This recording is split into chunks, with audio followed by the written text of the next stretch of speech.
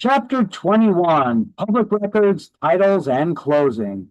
In this chapter, we're going to explain New Jersey recording acts that establish a chain of title, evidence of title, and marketable or merchantable title. We're going to summarize the components of the closing process, and we're going to learn the process and math of proration problems. All right, so in New Jersey, we have the Recording Act that allows anybody who has interest in real property to record documents in the public record. So the law allows any party with an interest in a parcel of land to attach documents in the public records relating to that ownership. Filing in the public records gives legal, public, and constructive notice to the world of our interest in the property, and the county clerk is generally the recorder. However, there is a separate registrar of deeds in Camden, Essex, Hudson, Passaic, and Union counties. Those are some of the more densely populated counties in New Jersey. So they have somebody that is exclusively assigned to handle that recording of documents in the public records there.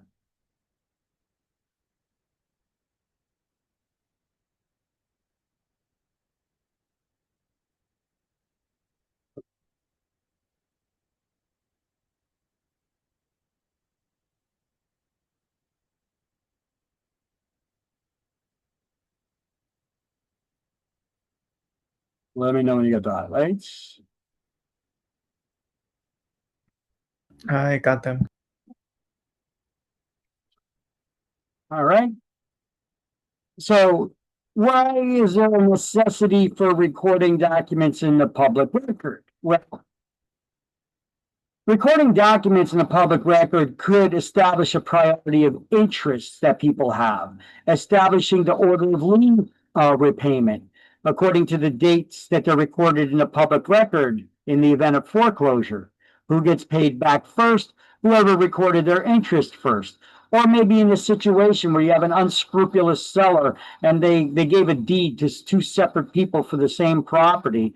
Who's the owner? The one who records their interest first in a public record, as an example, right? So those are some reasons.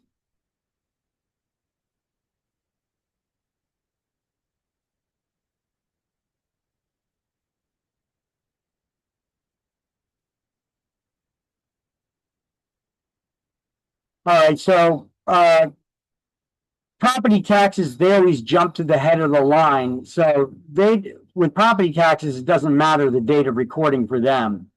Mechanics liens, they're also unique, but they do go according to date. However, they can be retroactively backdated to the date that the materials were delivered or when the work first began, whichever first occurred. So they can actually jump up in front of other liens. It is possible for that to happen. Now, recording a document is when a written notice is added to the county records of the land ownership where the land is located. Any documents need to be acknowledged, though, before they can be recorded in the public records. And what is acknowledgement again? Acknowledgement is to prevent fraud or forgery. By confirming that the signatures are genuine and these the IDs have been checked. Check their IDs. Okay, so here you go. Notice. These are different types of notice terms, and we'll need to know these. We discussed one of them, I think, in a previous chapter.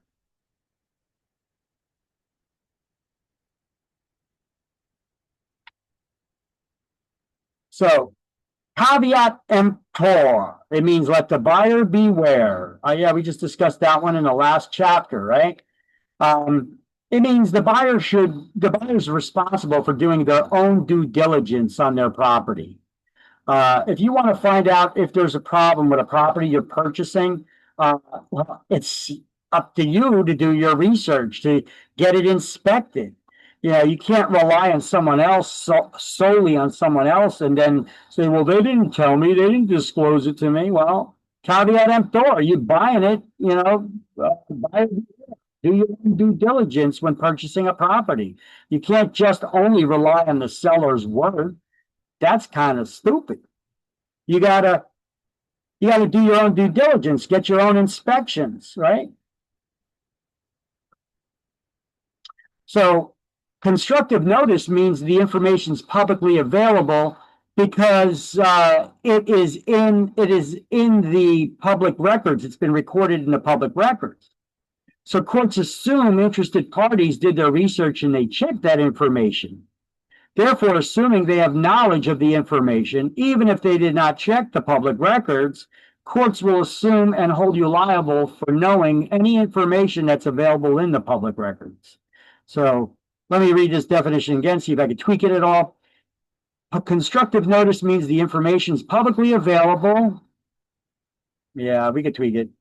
Is publicly available because it has been recorded in the public records. Period. Courts assume interested parties did their research and checked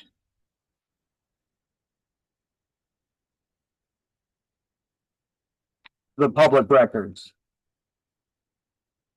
Therefore, assuming they have knowledge of that information, even if they did not check the public record. That's kind of wordy. Courts assume interested parties did their research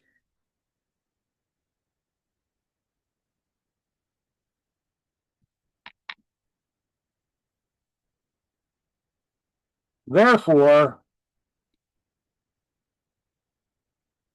assuming they have knowledge of all that information, even if they did not check the public records.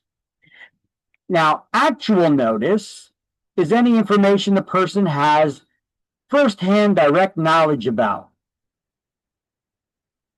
So once you search the public records, you now have actual notice. Okay? Because you're aware of that information that is available there in the public records.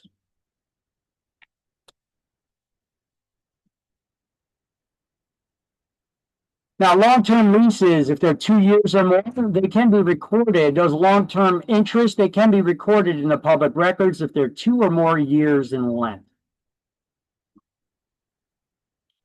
Okay, let me know when everybody's got notice, all that information from notice. I got them.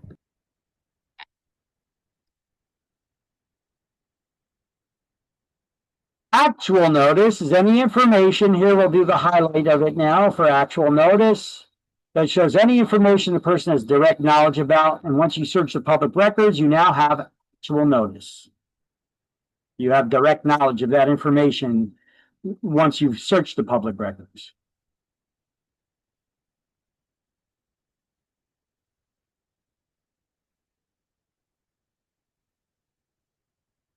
If you're buying a property, it's your responsibility to do your own investigation.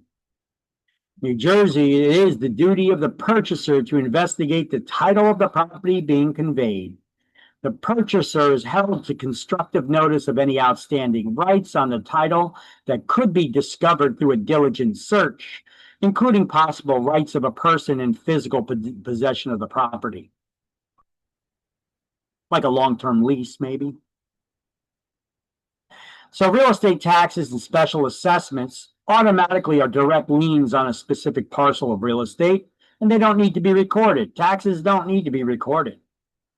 Other liens like inheritance tax, franchise tax, they're placed on by property by statutory authority against all real estate owned, either by a descendant at the time of death or by a corporation at the time the franchise tax became a lien. These liens are also not recorded.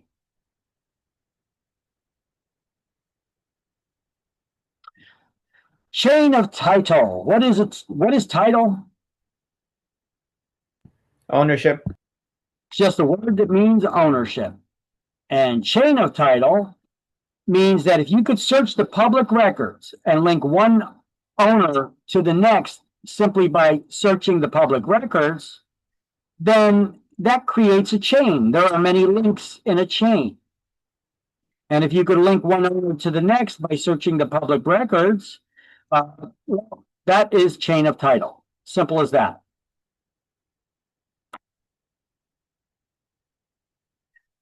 And if you cannot link one owner to the next, it's called a gap or a break in the chain of title.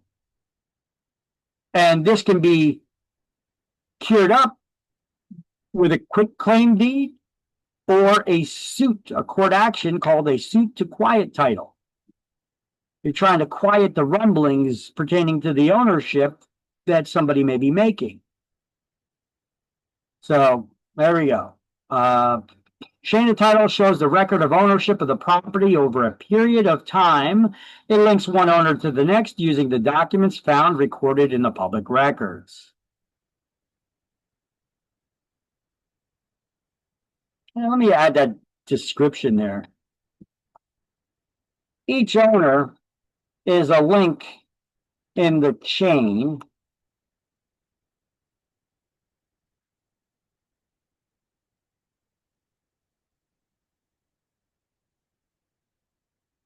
And there are many links. Each owner is a link in the chain. And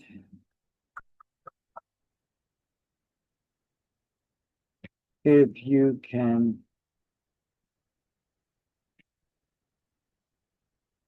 link one owner to the next by tracing the documents in the public records,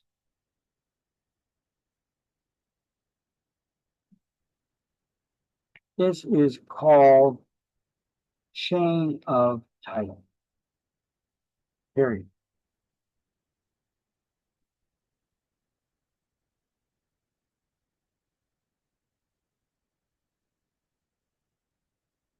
So a gap or break in the chain is when ownership cannot be linked from one owner to the next using the information available because someone may not have recorded it in the public records. Gaps like these can be bridged or cured with a quick claim deed or a suit to quiet title.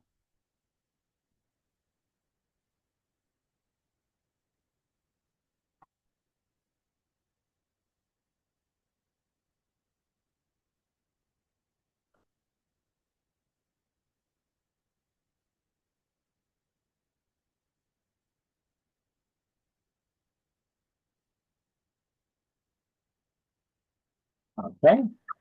I have the highlights. So evidence of title.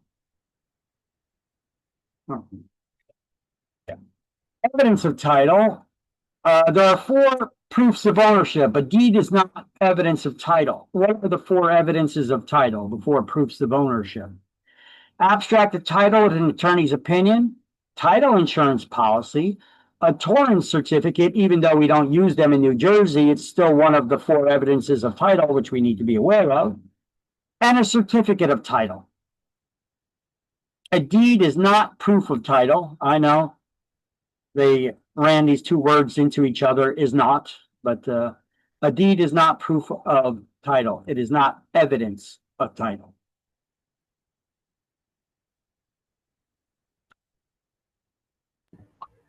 So then in New Jersey, like it's title insurance policy for like the most common, right? Yeah, New Jersey title insurance policy is the most common proof of ownership or evidence of title. Yes, correct. Got it. Thank you.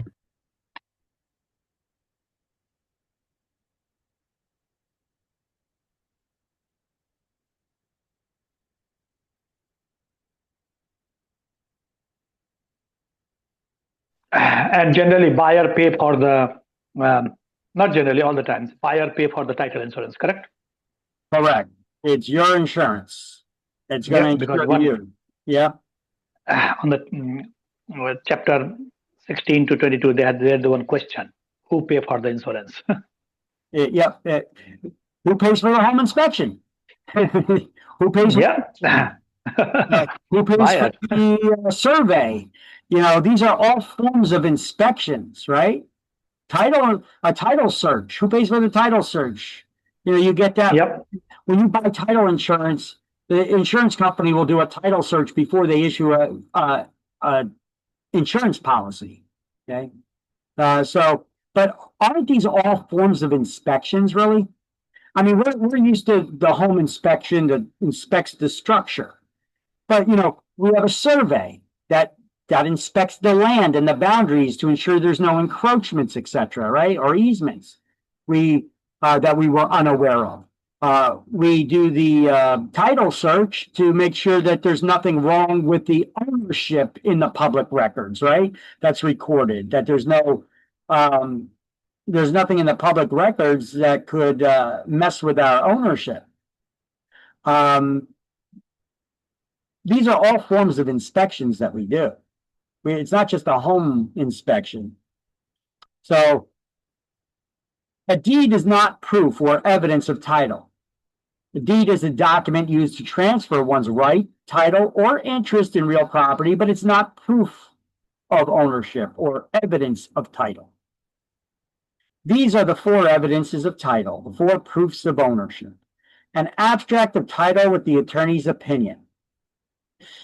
You know, I want to an abstractor, if they search that's what we call the person who goes down and they search the public records to see if you got good, clear title.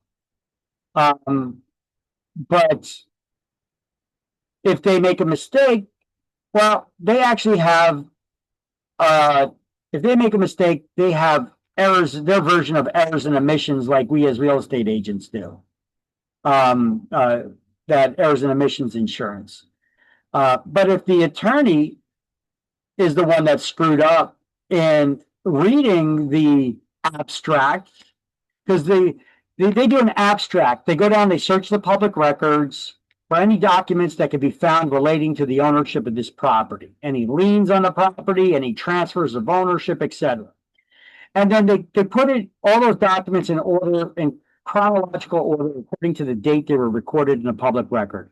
And then they turn them over to an attorney who then examines it, and they make sure that everything was done properly, that all the liens have been paid off, that all the sellers and all the buyers signed the documents, you know.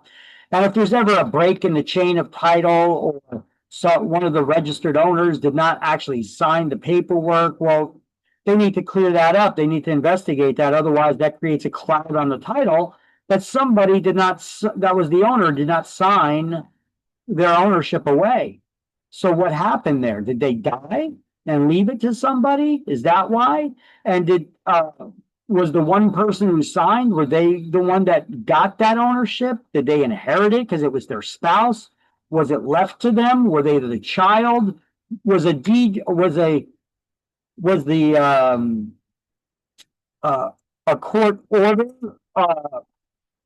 showing that the property was left to them, recorded in the public records? You know, the person's will or court order showing that, you know, those things need to be cleared up.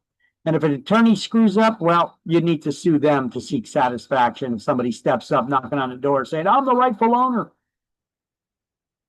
good luck with that.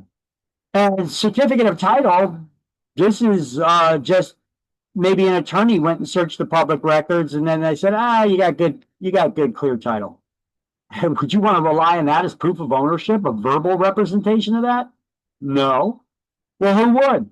A lender would. Because a lender may call the attorney or the closing agent and say, hey, do we have evidence of title? Nothing was sent to us. Yeah, I got a certificate of title. I'm going to certify it to you. I searched the public records and they got good, clear title. They'll be like, okay, release the funds. But they'll probably record that conversation. Now, Title insurance policy. There's two types of title insurance policy, and your attorney should explain it to you if they're the ones that are buying it. You can always go and order your own title insurance, or the real estate agent can order it for you. But there are two types of policies, and it should be explained to you. There's a lender's policy, which would pay off any amount owed to the lender if somebody should ever step forward and say, I'm the rightful owner, and they could prove it. Well, then you got to give the property up to them. You don't get to keep a property that you got improperly. It's like buying stolen property. Somebody sells you a TV, but that TV was stolen. Yeah, but I paid for it. Doesn't matter. It was stolen. You don't get to keep it. You gave the money to a thief. So the same thing happens with real estate. If there's ever an improper transfer of ownership that occurred, and somebody should step forward and claim that they're the rightful owner, this could have happened years and years ago, several owners ago. Well, every owner that owned it after that really shouldn't have. So, because you're the one in possession now when they finally caught it, well, you don't get to keep it. You got to give up the property. And nobody's going to pay you for that. So hopefully you had a title insurance policy. The lender's policy would pay off any balance owed to the lender on your mortgage loan. And the buyer's policy would reimburse the buyer any money they laid out to purchase the property thus far or put into their property. So that's why we get these two policies.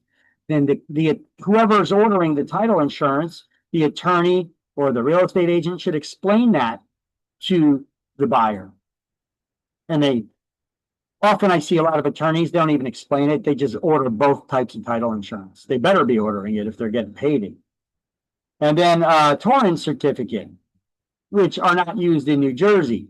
That's where there's a central hall of record keeping, and anytime there's a transfer of ownership, it must be recorded in the public record at that central hall of record keeping. Okay, we don't have that. We have 21 counties with our central halls of record keeping, but it's not required to record your deed in the public record. It's advised, but it's not required. Your ownership's still valid. If I sign a deed of my property over to you and I hand it to you, transfer of ownership takes place upon delivery and acceptance of the deed. You're now the owner, but you didn't sign the deed and you didn't record it.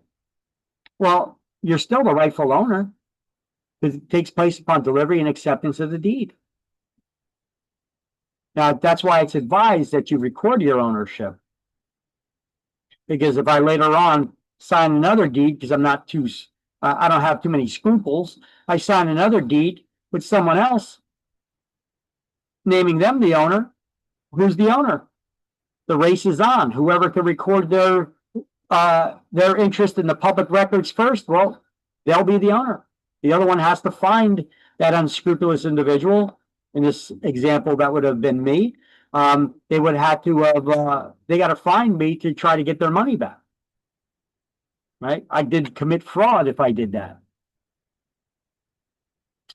All right. So an abstract of title with attorney's opinion. Now we're going to go over each one of those in a little bit of more detail, even though I just explained it to you. Now we're just going to have that explanation here in writing. So, evidence of title. Once again, evidence of title.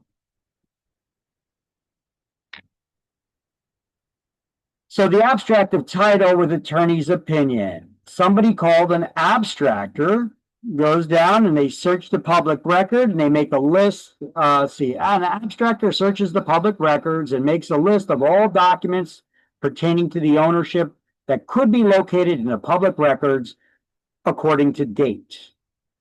Then the information is examined by the attorney who determines if the owner has good title free from any liens or other defects. There's a title insurance policy that you could get, the lender's policy and the buyer's policy. But before title insurance is issued, the lender will search the title insurance company will search the public records. I did not actually put that definition there. How about I do that now? So the title insurance policy, there's two types, the buyers and the lenders.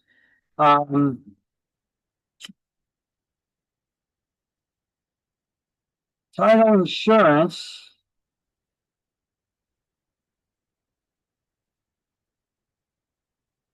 Right here. Before title insurance policy is issued, the insurance company has their own abstractors searching the public records back as far as they can, or at least 60 years, to make sure there were no improper transfers or defects in the title before issuing, before insuring, or before issuing an insurance policy. There we go.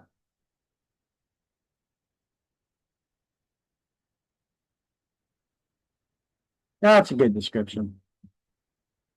So now you could use that as an actual note to fully understand what it is, what it does.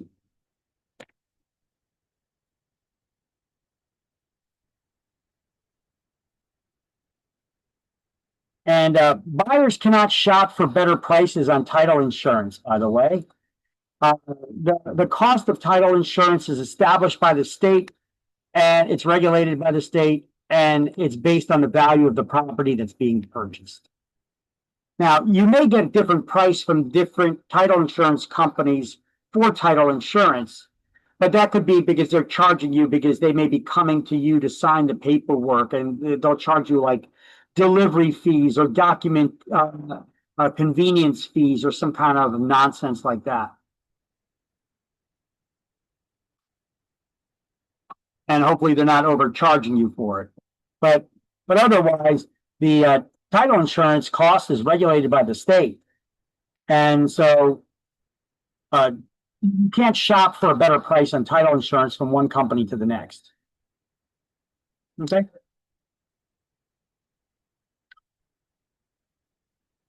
So let's highlight abstract of title and attorney's opinion of title.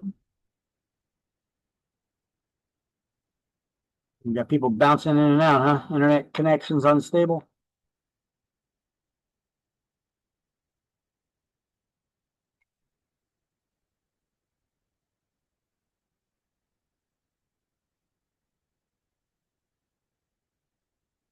Hello again. All right, we're just here on page 384, just highlighting.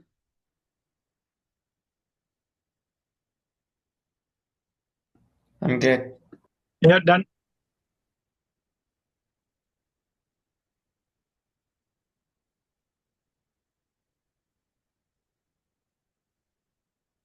Okay. So title insurance, page 384 as well. We're just highlighting the words title insurance. You'd have to read the whole thing. There's like no one-liner to highlight here that explains title insurance. I have that explanation on that previous slide, 2 slides ago there. Or you could read this section in the book.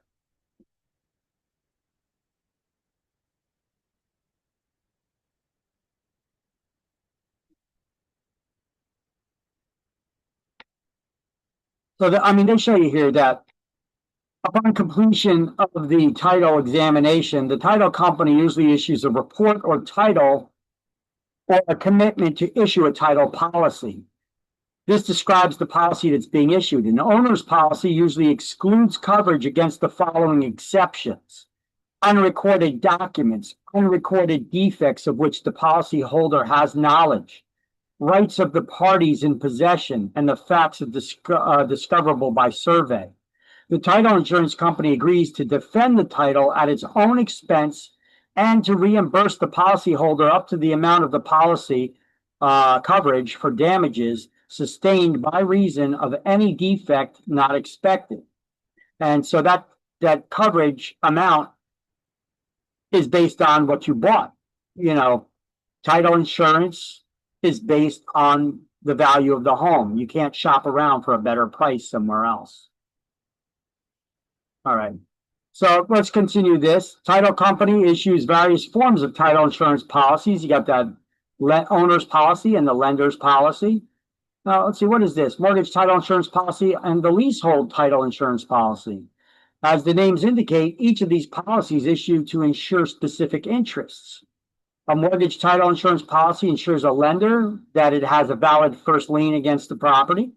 The title policy required by lenders ensures the lender's interest, but not protect the owner, the borrower. So you got to get your own policy. There's two separate policies for that. And it is always only for the remaining amount due on the mortgage. New Jersey law requires lenders to inform the borrower of this fact. So when purchasing a mortgage title insurance policy, an owner can, for an additional charge, also purchase an owner's title insurance policy to protect their interest in the property. State of New Jersey regulates the rates and may charge for title insurance both original policies and reissuance of these policies. Okay. So torrent certificates, we don't use them here in New Jersey, but that don't matter. Let me see.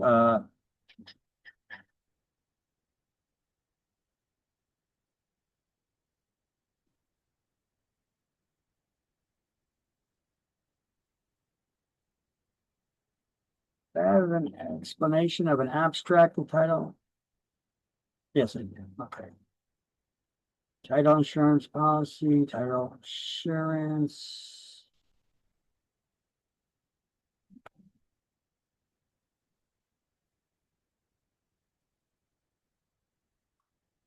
I'm going to have just a little further explanation in the notes that I'm making for you on title insurance. So let me add these screenshots basically there.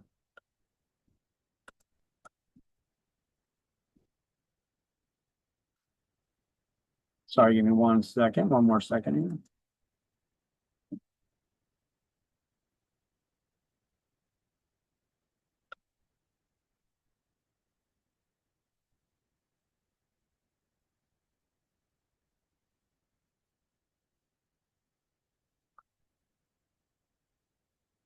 No, of course, don't have none of these highlights in it. Oh, man.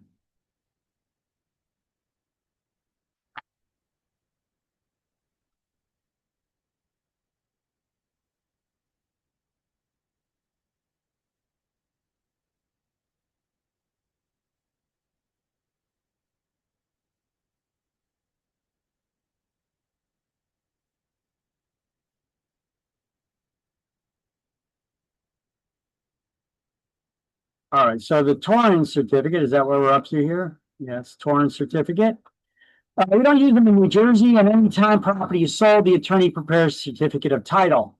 They search the public record, and then they must register in a central hall of records the ownership, transfer, and who the owner and buyer is. This is optional in New Jersey. You don't have to record your interest in the public records. Owners are not required to record their deed in the public records. If they choose to, there are 21 counties they could register them with, register them in where the property is located. All right.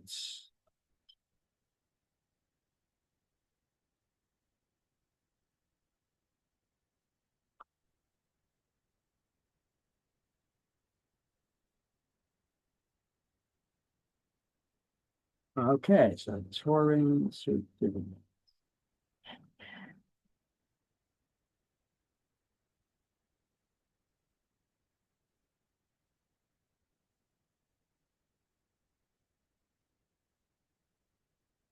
Certificate of title is often oral or implied. is when the attorney searches the public records and no abstract of title is prepared. The attorney simply gives their opinion if the owner has good and clear title. This is often simply a verbal or representation and not put in writing. If the attorney missed something, you'd have to sue the attorney for satisfaction. Once again, good luck with that. You can see which ones you would rather have. And this is a good example of one you wouldn't, right? Yeah, certificate of title.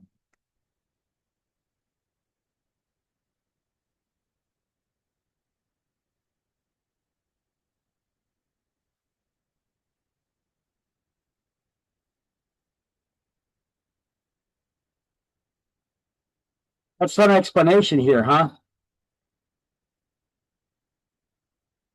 In some rural locales, the attorney prepares it. They search the public records, but if they screw up, the person who sustains damages by relying on it may look to the lawyer for satisfaction. That's a fancy way of saying you'd have to sue the attorney.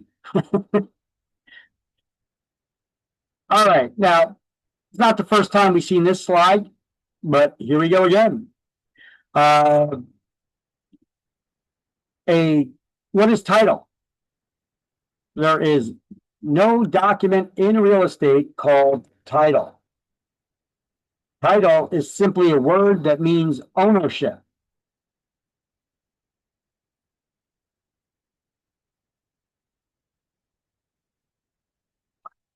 Right? So title is just a word that means ownership, and there's no document in real estate called title. A deed is the document that's used to transfer that ownership. So,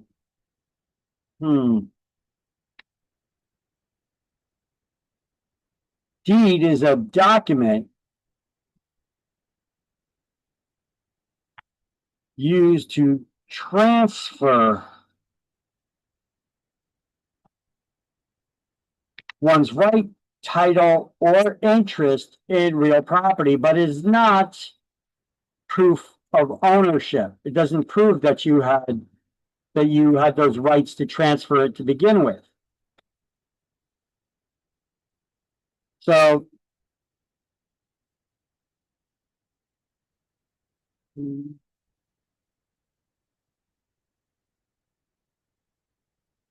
there are two ways that you could say this. A deed is a document used to transfer ownership, but it's not proof of ownership.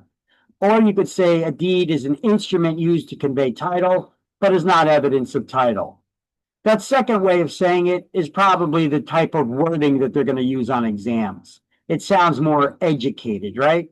So that's the more educated sounding description. So that's more likely the one that's going to be used on exams. So a deed is also used to transfer one's rights or interest in real property, like the air rights and mineral rights, subsurface rights, or partial ownership interests, etc., etc., etc., etc. So the ownership is transferred upon delivery and acceptance of the deed itself, which does not need to be signed or dated by the buyer, unless the buyer records the deed in the public records, and then their signature needs to be acknowledged.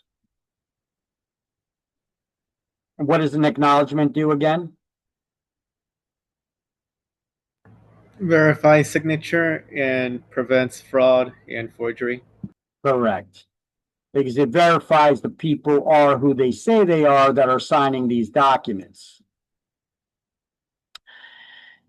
And recording a document. Why do we record documents in the public record? Well, recording a document is adding it to the public records in the county hall of records where all ownership documents and land records are kept. Why do we record documents in the public record? Well, to put the world on notice of our interest in the property, recording our new ownership, or attaching a lien on the property. So if you have you're a contractor and you weren't paid for work that was done on the property. You're not the owner of the property, but you can attach a lien to that property to put the world on notice that that property owner is a deadbeat and they owe you money. And that lien's attached to the property, not to the property owner. So the owner, if they want to sell a property without paying that contractor back first, well, that buyer, they do a title search, they see that you owe a contractor money and they filed a lien on against the property, it's recorded against the property.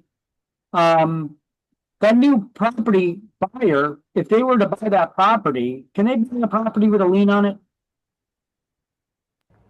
Nobody wants to buy a property with liens. That's not what I said. I said, can you?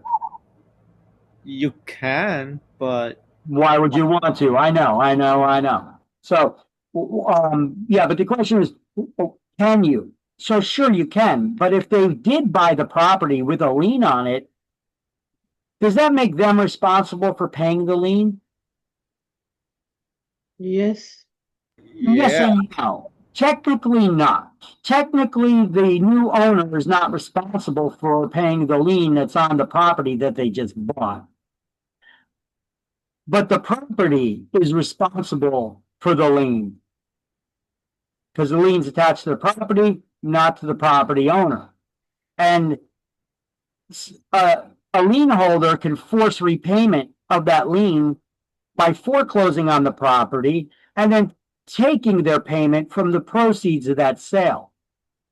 So if that new owner of the property just bought that property with liens on it, they knew there was a lien on it, they bought it anyway, but they didn't pay the lien either, well, then the lien holder can foreclose to sell the property at auction so that they can get their money back. So even though technically the new owner of the property is not responsible for paying the lien, if they want to keep their property and prevent it from getting foreclosed on, they would have to.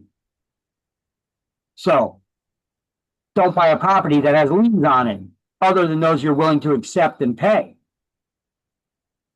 Now, why would somebody want to buy a property that has liens on it? The juice got to be worth the squeeze. Maybe you got it at a good enough price that you'll be able to pay it off.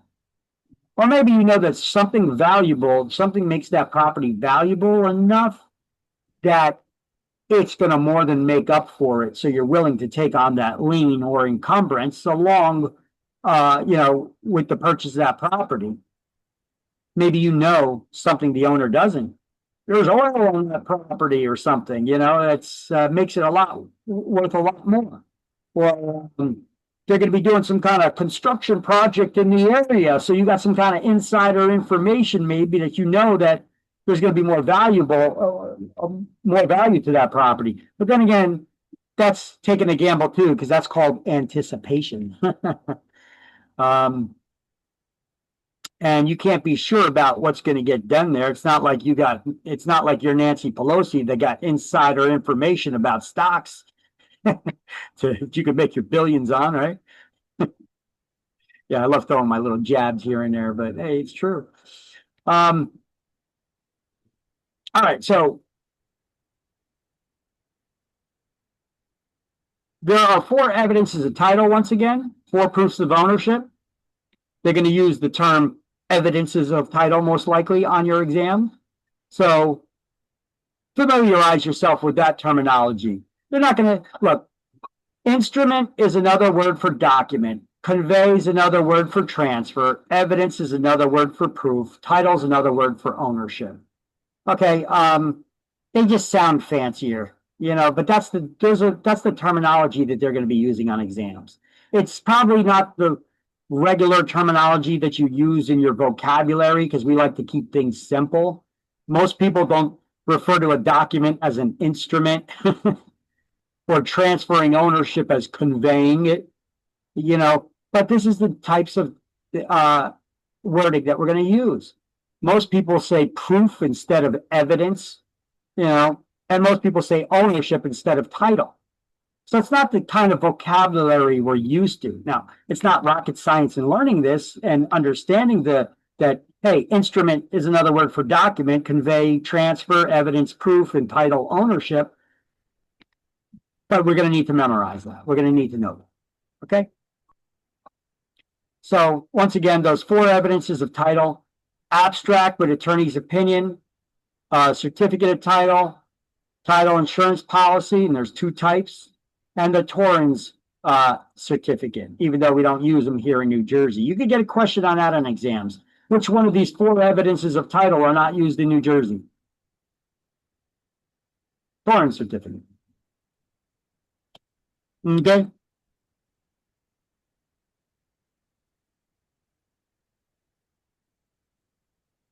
All right. So marketable or merchantable title. If something is marketable, what does that mean? It's sellable. So marketable merchantable title is one that's so free from significant defects that someone's willing to buy it. So that means that it's sellable, because we just had a discussion. Can you buy a property that has liens on it? Sure you can. Why would you want it? Sure you can. So marketable or merchantable title is one that's so free from significant defects enough that somebody is still willing to buy it. That's what marketable or merchantable title is.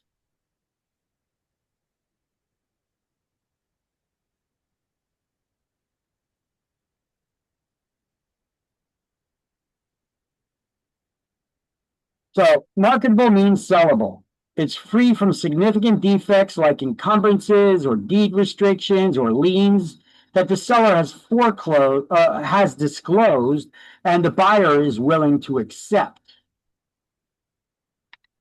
The purchaser can be assured against having to defend the quality of the title. And it's useful to buy title insurance for both buyer and the lender in case the quality of the title has defects that would cause the new owner to lose the property or have to pay off liens in order to prevent foreclosure.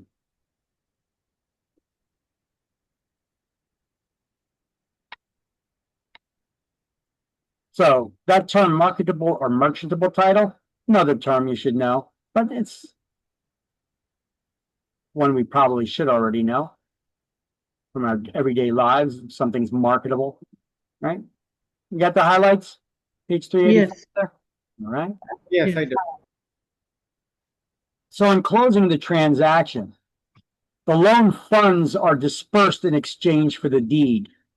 And there are two parts of a mortgage: the note, which is the financing instrument, where all the terms of the financing are spelled out, and it's what makes the borrower personally liable for the full amount borrowed, even in the event of foreclosure. And then we have the mortgage, which is the security instrument that pledges the property as security for the loan. It's the promise to pay that the mortgagor, who's the borrower, makes to the mortgagee, the lender. They're basically telling them, if I default in making any of the payments or in any of the terms that are required of this agreement, you can foreclose on me, sell the property at auction, and use the proceeds to pay off your debt. And it's the note that makes me personally liable to pay you any additional balance if you're not able to get enough money from the auction to pay off that entire debt. So hypothecation is proposing real estate as security. Proposing, not proposing nothing. Proposing is marriage. So the hypothecation is pledging real estate as security for a debt or obligation. That's here.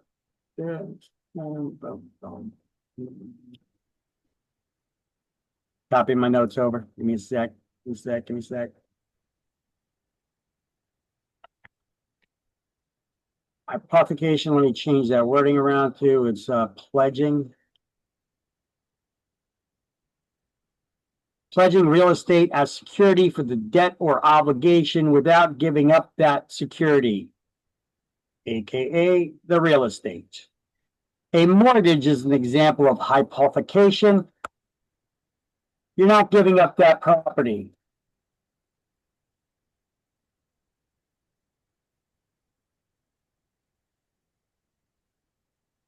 You're not giving up the property. You'll be living in it.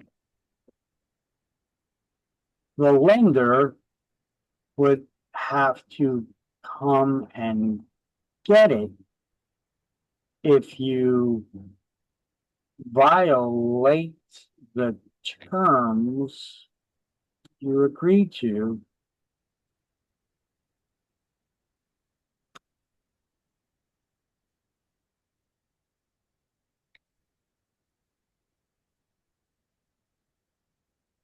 Okay. Okay.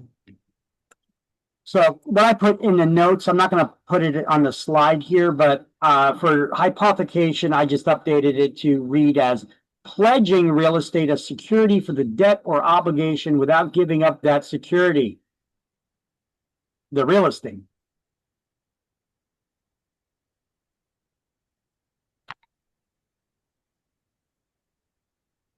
A mortgage is an example of hypothecation. You're not giving up the property, you'll be living in it. The lender would have to come and get it using foreclosure if you violate the terms you agreed to. I guess I could try to put that definition there if it doesn't take up too much space. Let's see if it does. Maybe I could edit it a little bit out. But I just made that a lot wordier.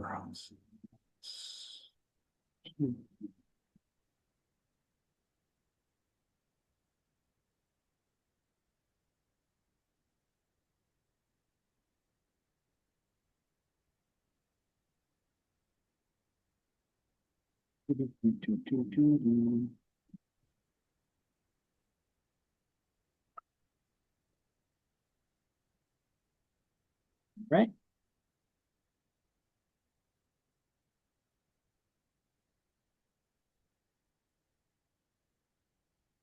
So there's the updated definition. Now, two transactions usually take place at the closing, if you're using a mortgage loan and not cash anyway.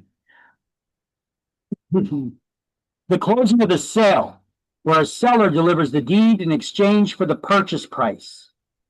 So the seller delivers good, clear title by deed, and the property is delivered in the same condition as when the buyer made the offer. Seller didn't disassemble anything and, start taking out the chandelier and the cabinets in the kitchen and stuff like that. They're delivering the property the same condition that the buyer seen it in when they made the offer. They based their offer off of that condition. And there's another transaction, which is the closing of the buyer's loan. That's a transaction all onto itself. The buyer delivers sufficient funds to complete the sale, and the buyer signs all the lender's documents after providing all their financial and property information, like inspection reports and appraisals, shows evidence of property insurance for the collateralized property, etc. So that's a transaction all in its own. So this is often an exam question. You may even see it on school exam, hint, hint. What are the two transactions that take place at the closing? The closing of the sale, where the seller delivers the deed in exchange for the purchase price, and the closing of the buyer's loan.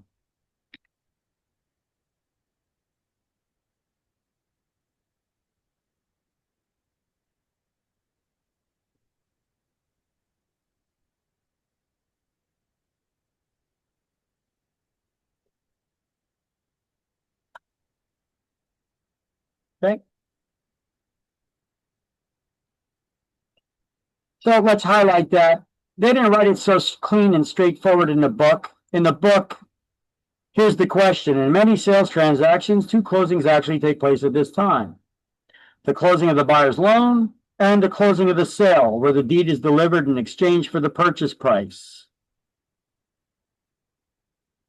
So I just wrote that here. You guys can just maybe take an arrow from closing the sale to pointing up here to that line I highlighted that says it. That explains what the closing of the sale is.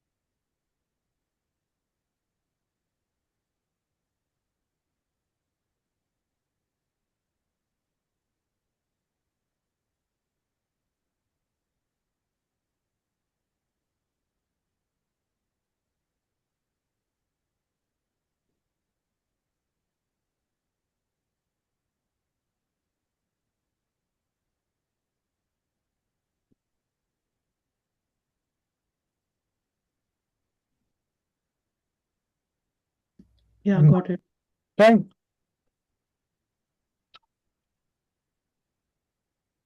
So the lender's interest in the closing, the lender's interest is to ensure the buyer obtain homeowner's insurance, to ensure their collateral for the loan. And a CO, a certificate of occupancy inspection, and fire inspection certificates are obtained. They want to make sure you got a carbon monoxide detector and smoke detector for the fire inspection. You want to make sure there's a wood destroying insect report at minimum. The wood destroying insect report would show that there's no termites. The property's not getting eaten up by termites. And they're going to want to make sure if the property's in a flood zone that you got flood insurance. Now, if the property's in a 100-year flood zone, flood insurance is required. That means that the property is most likely going to flood at least once every 100 years. If it's in a 500-year flood zone, that means it's going to flood at least once every 500 years. So the likelihood of it flooding is less. But it doesn't mean that it's not going to flood. I mean, with each of these, you could have a property flood several times in a month, you know. But if it's in a 100-year flood zone, that means it's going to flood at least one time every 100 years. 500-year flood zone, at least once every 500 years. So it's a little bit less likely to flood there. And you could dispute flood zone determinations by getting an elevation study from a surveyor. If your property is higher up than others, it may be less likely to flood. But, you know, just looking at a survey, you see a river and next that cuts through your property. If you're just looking at a flat map, without the topography, it looks like you're close to water. Looks like you're likely to flood. So the lender is going to want you to have the flood insurance. But if you get an elevation study from a surveyor, well, now it sees that, okay, well, on a flat map, it looks like you're right next to water, so you're in a flood zone. But in reality, you could be on top of a mountain and the water is down below in a valley. You know, that's why you need to get that 3D map to get that elevation study to get a more realistic view. Now, you could check if your property is in a flood zone by searching the FEMA website for free. Once you become a licensee, that non-RPR gives you access to flood searches. Remine Pro included free with Garden State MLS membership, or the All Jersey MLS gives you a basic version of Remine Pro, where you could get search for flood information. And then you could also get a flood map certification from a surveyor through this company, myfloodstatus.com, for a pretty cheap price through the All Jersey MLS. But let's take a look. Maybe just going directly here, you could also get it. Let me click on it and take a look at this link. My flood status search. Flood zone determination report, just $30. Yeah, if you get it through the MLS, I think it's like 15. So you can get it cheaper. Okay, but that's what this is for. And if I were to click on the FEMA website link, show you what it looks like. This is the FEMA website link. Update to CBRS site URL. The U.S. Geological Survey has migrated their coastal barrier resources used by map services to a new URL. FEMA changed the URL in MSC to correspond with it. So this is the new updated link below.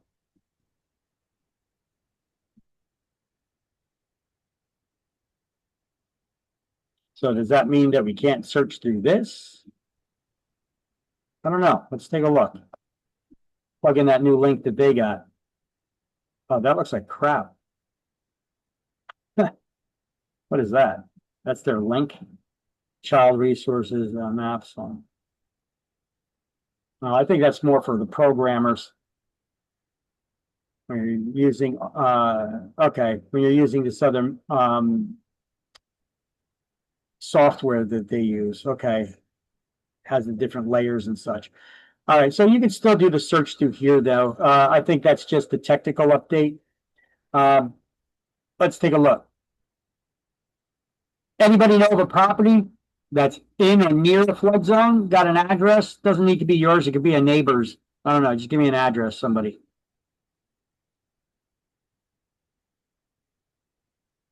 No addresses. Here, let me put in one of my old addresses then. 219 Irene Street. My address, 4 Lackawanna Court, Dayton, New Jersey. I'm searching. I'm just searching a property that I used to own. And you can see where it is. It's located in a flood zone right there.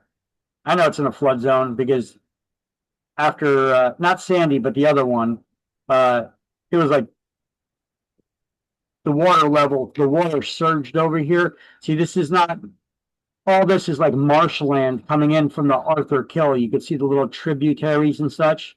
And this is near the refineries. So this is like at the far edge of town, the end of town I owned. There was like 3 houses beyond mine in town.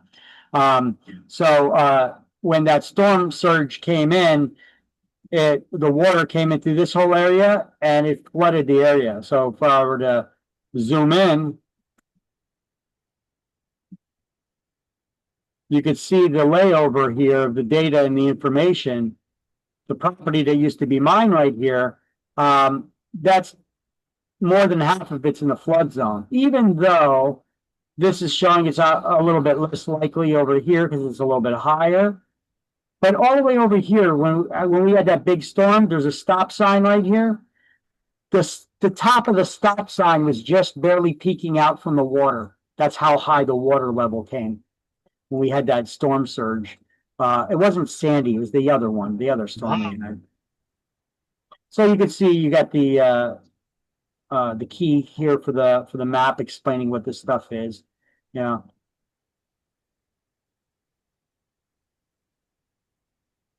You can really dig down and get in there, but anyway, it says without base flood elevation zone. I can't even read that, but that's a special flood hazard area, in blue. And what is this one? This one is a 0.2% annual chance of flood hazard area of 1% annual chance flood with average of depth less than 1 foot or with drainage areas of less than 1 square mile. Okay. So either way, you guys can do the search here if you like on your own properties and such, but make sure that you also read the revisions and amendments to these maps, because if you find a property, if you search for a particular property and it's showing that it's way out of the flood zone or close to it, but out of it, there may have been revisions to the map. You got to read those documents or amendments that may show that the map was actually updated, but it's just not showing in the software yet to have the layers. It's not showing in the layers yet. So let me get back to that main link, and I'll share these links with you. I'll put them in that notes, the class links Word document. I already did. And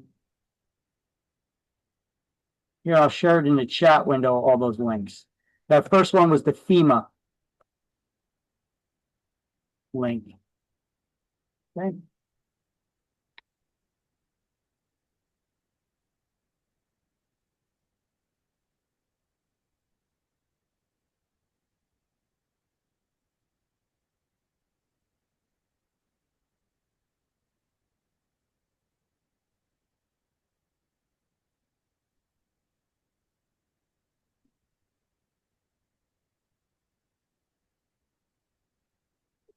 So that's the lender's interest at closing.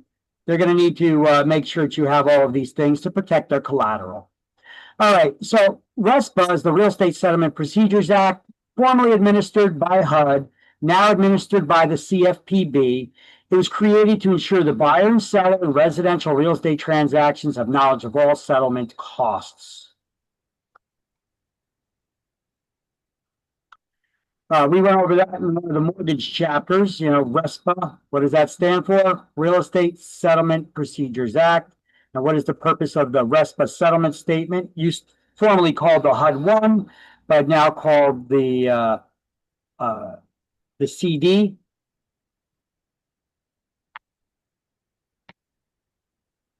Okay.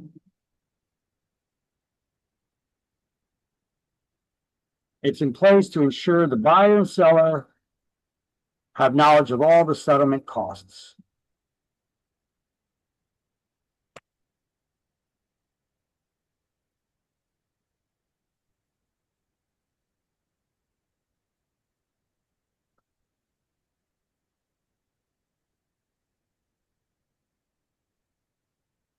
All right, so here on this slide, you can see RESPA, Real Estate Settlement Procedures Act, formerly administered by HUD, now administered by the CFPB. RESPA settlement statement, the CD, the closing disclosure, was created to ensure the buyer and seller on residential transactions have knowledge of all settlement costs. It's required on any federally related new first mortgage loan to buy real estate, not required for refinancing, reverse mortgages, commercial loans, investment properties, or cash purchases. Section 8 of RESPA prevents kickbacks, which are illegal. They're unearned fees and payments to anyone who did not take an active role in working in the transaction. Section 9 of RESPA, borrower can use any title or insurance company they want. The lender cannot require them to use their recommended title company or insurance company. And RESPA Section 10 requires lenders limit the amounts that they keep in escrow for taxes and insurance payments and must return any excess overages of more than $50 or more to the borrower at least once a year, perform this accounting audit.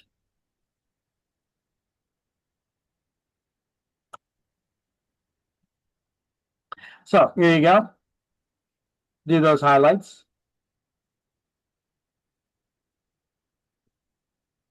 You may get a question on exam about RESPA Section 8. This is not Section 8 like for rental housing. This is Section 8 of RESPA law, the Real Estate Settlement Procedures Act.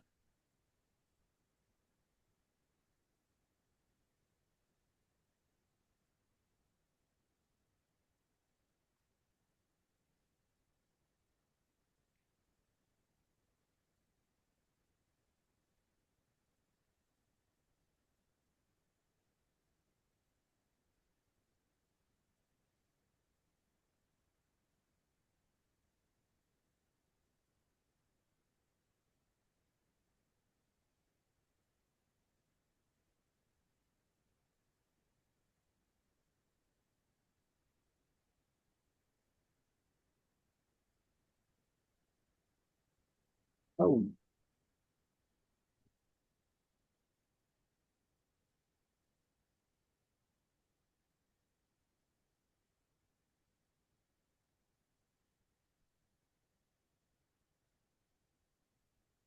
You guys got that? Yes. Yep, done. So CFPB, they merged those older forms into TRID, the TILA RESPA integrated disclosure. It applies to most federally related first and second mortgages. So page 388, we already have this stuff highlighted, right? Maybe. I'm not sure if we skipped forward and highlighted this stuff before or not. No, not highlighted. Okay, then you guys get that stuff now. So TRID requirements apply to most federally related first and second mortgages used to buy residential property. They don't apply to any of these transactions of home equity HELOCs, mortgages secured by movable homes or movable dwellings, only those permanently attached to the real estate. They don't apply to reverse mortgages, cash transactions, or commercial loans.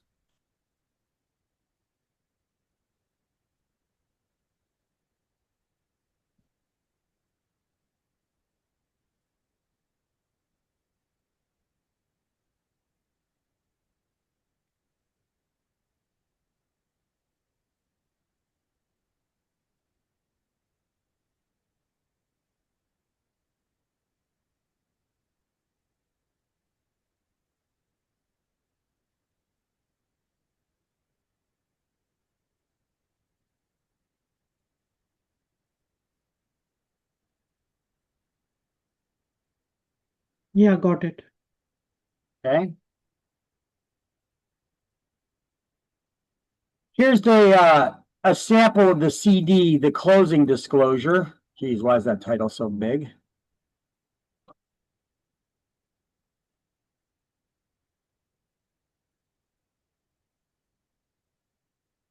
So the CD is the closing disclosure. It replaced the HUD-1 RESPA statement.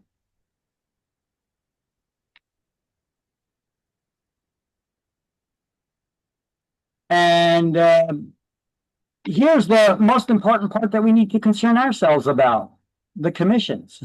Make sure that statement is right.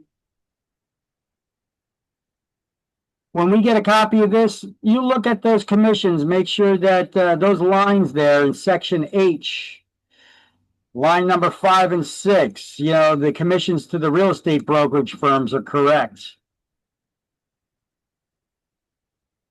Otherwise, you ain't getting paid.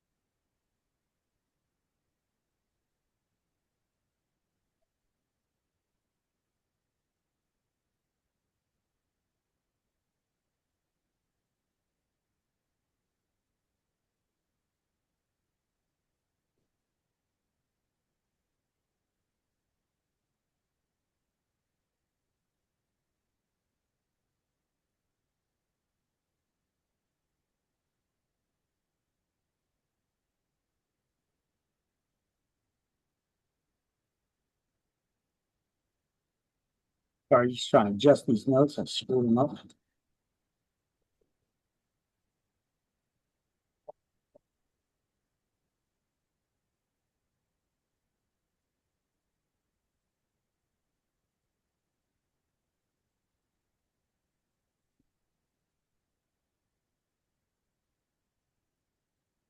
There we go.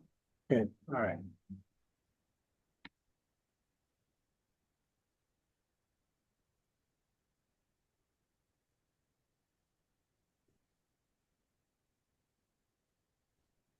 All right, so the CD, the closing disclosure, here are the basics, the rundown of the CD. When borrowers receive the CD, they should compare the first 3 pages of the CD to the LE that they received at the beginning after they completed their initial loan application. There should be no changes, and if they are, there's limitations on how off they could be by. So cost to close, note the closing costs as well as the cash to close, either by cashiers or certified check, no personal checks or cash. Closing costs are itemized, including the origination fees, the cost of the services that the borrower could not shop for. The escrow account requirements are explained if the lender requires an escrow account for the borrower's homeowner's insurance and coming year's tax payments. The lenders are not permitted to build up large amounts in the escrow accounts, nor allow shortages. A brief analysis of whether an item has charged or not from the original LE. The summary of the tax transaction is nearly identical to the previous HUD-1. More disclosures about the loan, assumption rates, demand features, late payments, etc. Those are on page 4. The last page is the final summary of the loan and notes about liability after foreclosure, as well as the contract information for the parties involved in the transaction and who all the parties were, the lenders, the real estate brokers, the attorneys, settlement agents, etc. All that stuff is listed there on the on that CD document.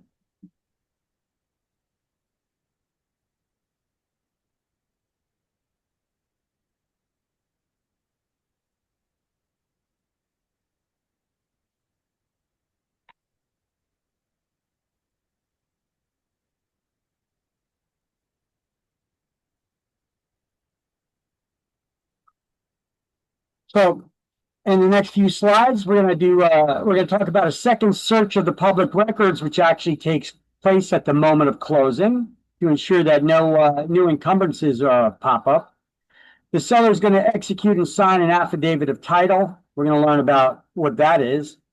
The inspection of the premises, the final walkthrough, releasing existing liens that may be on the property by the current owner, and prorations, the final adjustments at closing. We're going to have a math problem with that, and then we're going to be done. Okay, so without further ado, let's get to it. What is an affidavit of title? An affidavit of title. See if I got any notes here. I do. Okay, so the affidavit of title, let's do these highlights and put those notes in.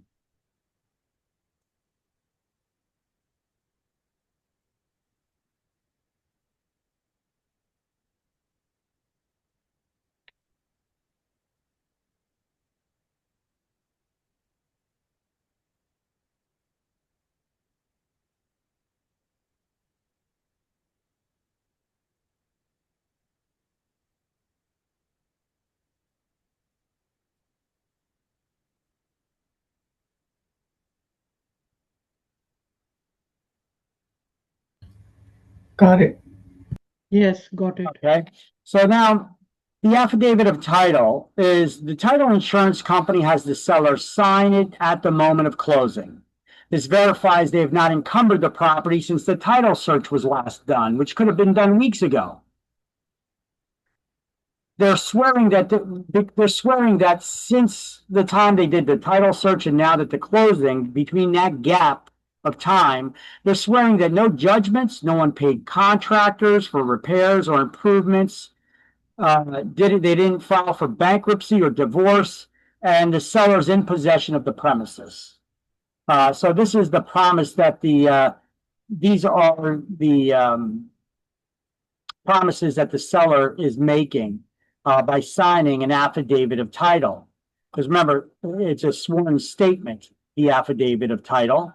And so in this affidavit, they're swearing that they've done none of these things that could put that buyer's ownership at risk by having other liens, encumbrances, etc., that may be on the property now. So they're swearing they have no judgments, no unpaid contractors for repairs or improvements. They didn't file for bankruptcy or divorce.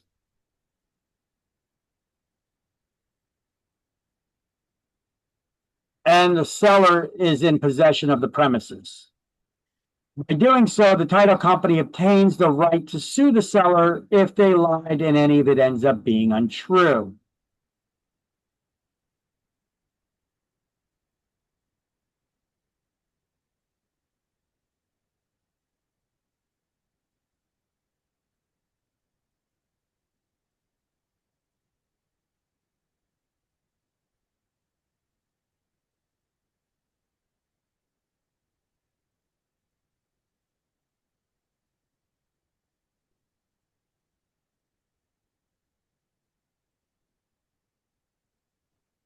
Okay.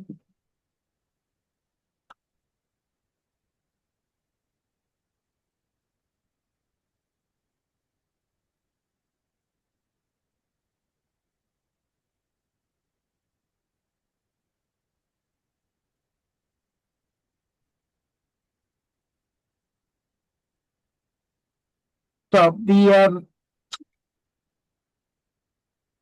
after all the conditions are met, the closing agent, whether it's an attorney or title company, disperses the purchase price to the seller. The seller gives the keys, the original certificate of occupancy, and the fire inspection certificates to the buyer, along with the deed to the property. The deed then gets recorded. The seller records and pays for the recording, showing that they're no longer the owner and have cleared up and paid off all the liens. And the buyer records and pays for recording the deed in their name and mortgage as required by their lender to secure the first lien position.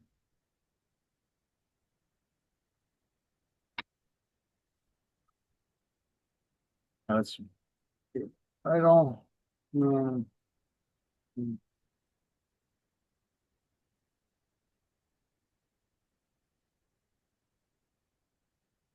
So we got to check the premises. That's part of the closing, checking the premises. We do a lot of checking of the premises throughout the transaction.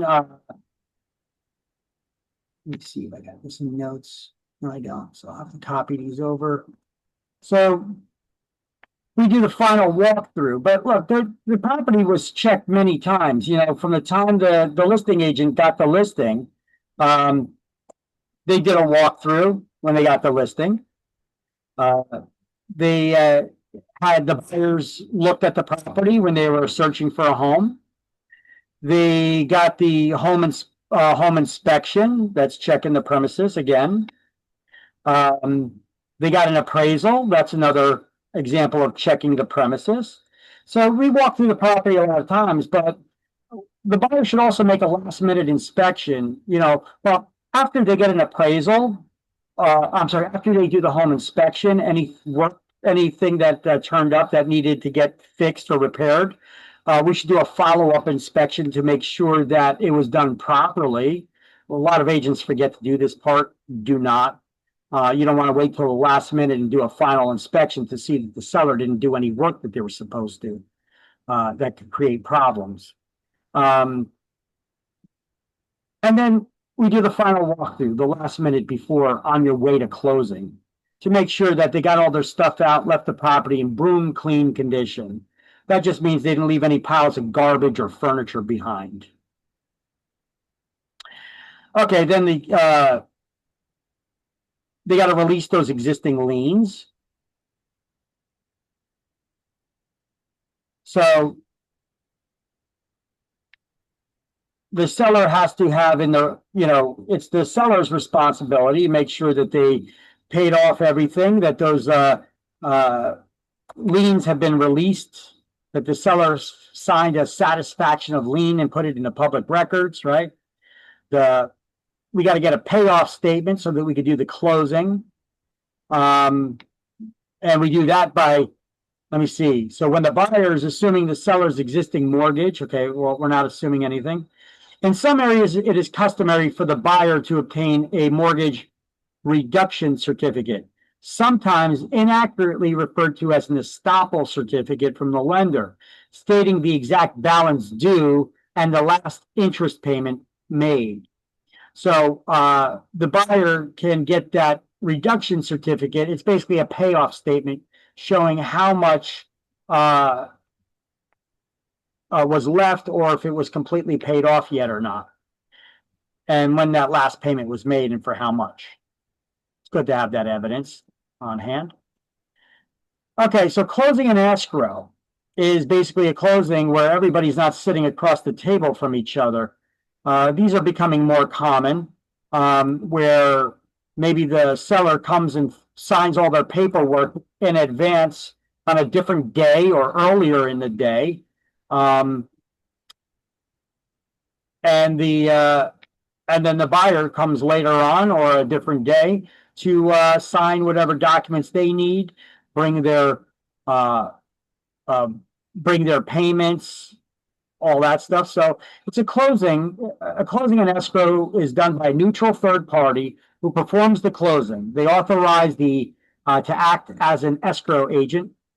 They coordinate the closing activities, and there's no need for the parties to sit at the closing table across from each other. After all conditions are met, the agent disperses the purchase price to the seller. They give the keys and the original CO and fire certificates to the buyer and the deed. They record the deed and the mortgage and record the satisfaction of mortgage and other documents for the seller.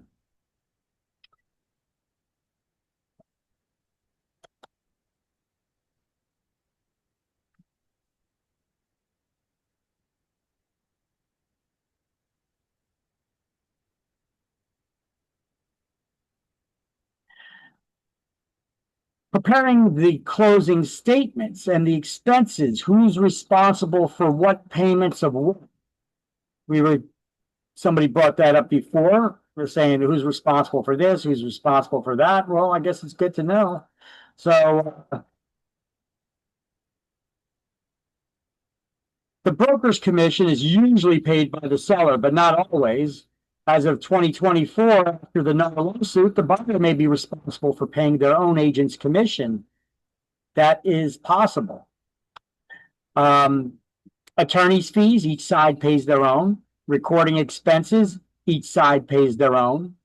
The realty transfer fee is a tax always paid by the seller.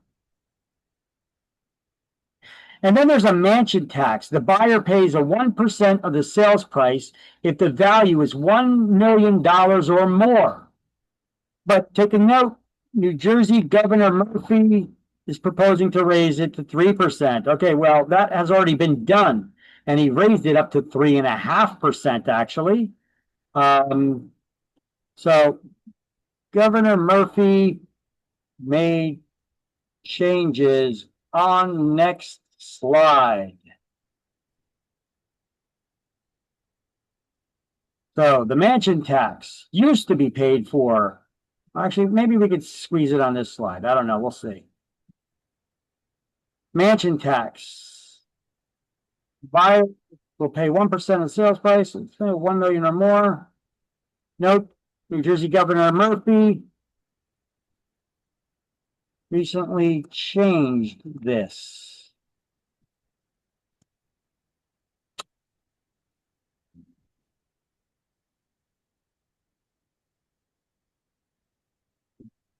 Buyer is no longer responsible for this payment.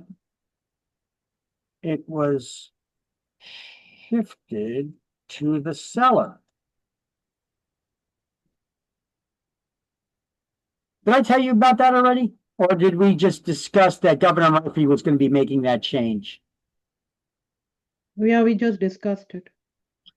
Okay, we didn't get that deep into it though, right? No. Okay, well, I do have some juicy details on that. The Governor Murphy's like raising taxes, creating new ones, and basically throwing a stick of dynamite behind him as he's on his way out the door as governor. I'm going to open up our Facebook page because I made a post there about it. Give me 1 second while I open up that Facebook page. I have an article there.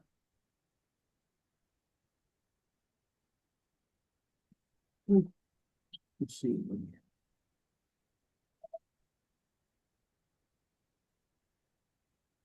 The way, if you have not gone, go to our Facebook page, love it and like it. Like it and follow it. And we do give periodic free giveaways. So,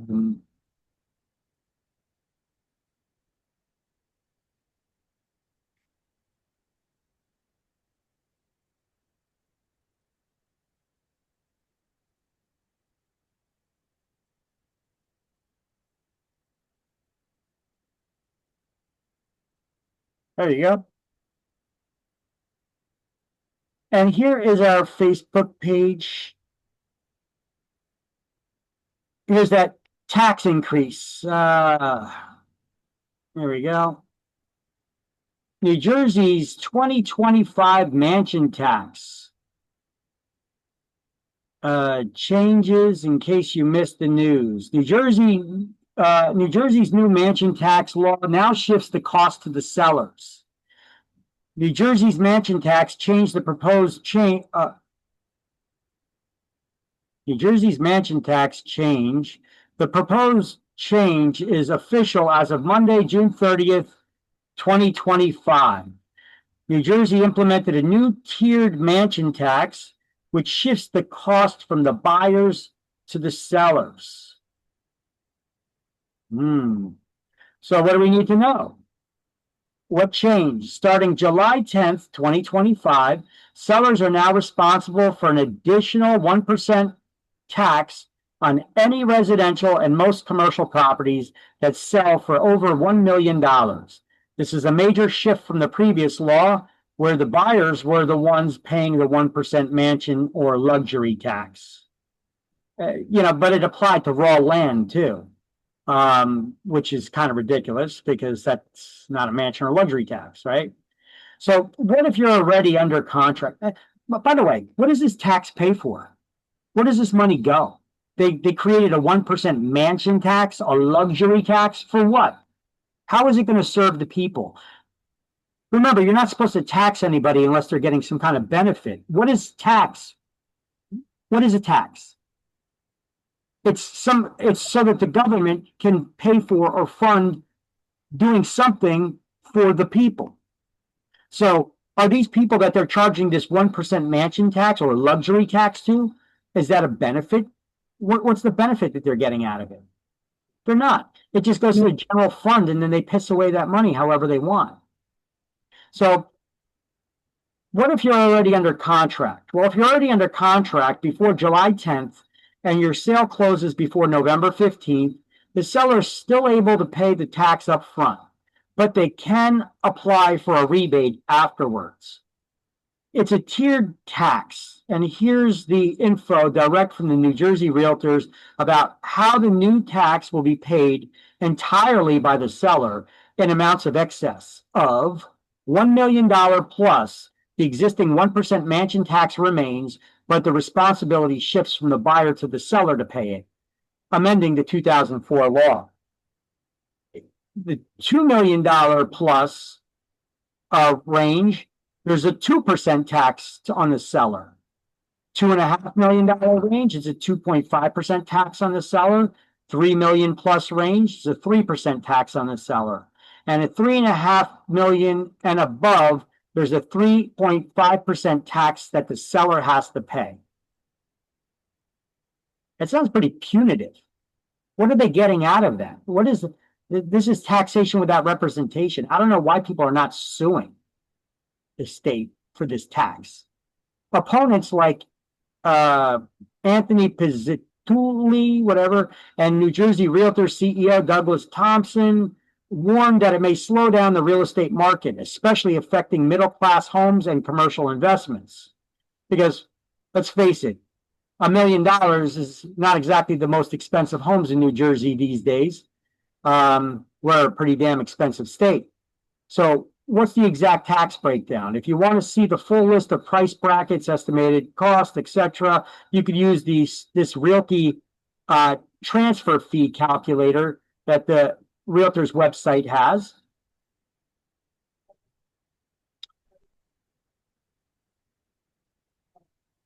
There's also the New Jersey, what do you call it? The Treasury Department has a better calculator. See, qualifying partial exemption, no exemption. Okay, so let's just say the property is $1 million.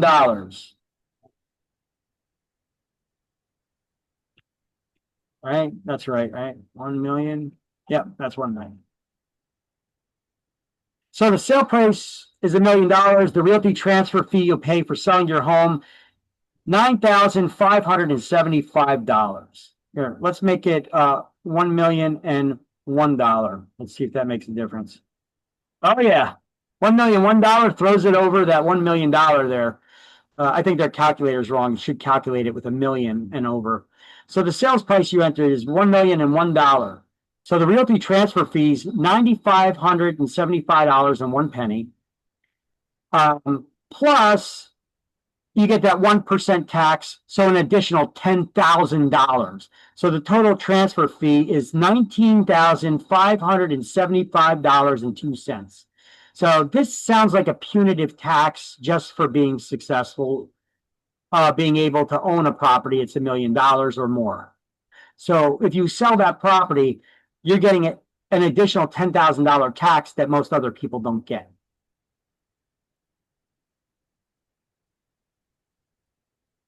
Let's see what it'd be if it was $2,001.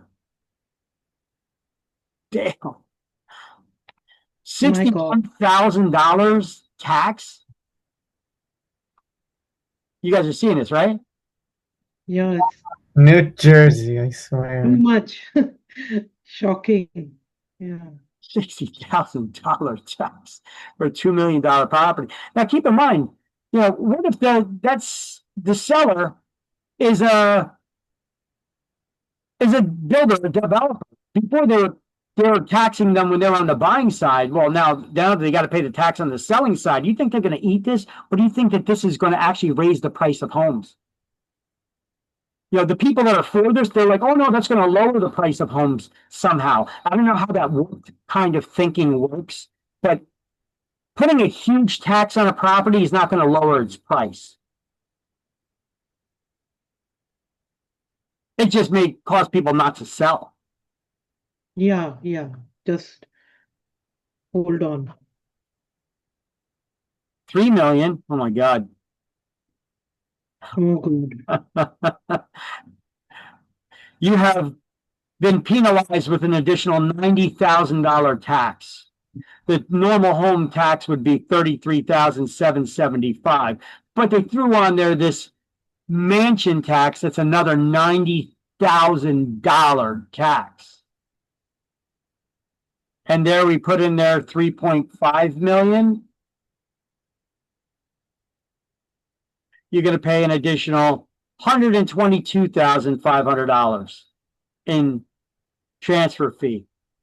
Now, keep in mind, when Governor Christie was the governor, he actually proposed that any politician in the state of New Jersey, if they manage to pass legislation to do away with this realty transfer fee, he will sign it the day it hits his desk. He said, I can't tell you what this tax is even for. It's a punitive tax, the transfer fee. The transfer fee tax was put into place originally to create a central hall of record keeping so that people can record their documents down at those central hall of record keeping. And now it's supported by the filing fees every time somebody records a document in the public records. So why are we still charging this tax? The governor said that he doesn't know. He said that money just goes to a general fund and gets pissed away. So Why is New Jersey charging this tax? He said he wanted to do away with it, but not a single politician put forth legislation. Well, I don't know if a single politician put forth legislation, but they definitely didn't pass it. I could see that. New Jersey, these politicians fight hard to create new taxes and raise taxes on us. And then they don't eat, and then they misuse those funds anyway. We got schools that are going bankrupt right now because of mishandling of funds, right? So there's a realty transfer fee, but on top of that, they created a luxury tax. Now that luxury tax is for any property over $1 million. And it was always put in place originally for the buyer to pay. And so who buys large pieces of raw land over $1 million? There would be a developer who may be developing affordable housing or single family homes that are affordable to everybody or low income housing. But do you think the developer is going to eat that cost? You think they're going to eat that loss? No, they're going to build it into the price of the home and they're going to pass it on to the consumer. So now that they're passing the sale price, this tax onto they're shifting it from the buyer to the seller. Do you think that that's going to make a difference? You think that developer isn't going to still raise the tax or raise the price now and build it into the price, that tax that they're getting taxed and penalized on? You think that they're not going to build it into the sale price of each and every individual home that they sell that could be affordable housing?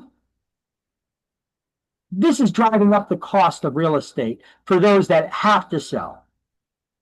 Homeowners are going to want more money now because they got to pay a higher tax when they sell it. And if it's a mansion tax of over $1 million or more, an additional $122,000 tax for $3.5 million property. Or what was it at? Just a $1 million? An additional $10,000 tax. And what does it do? Where does it go? What is it used for?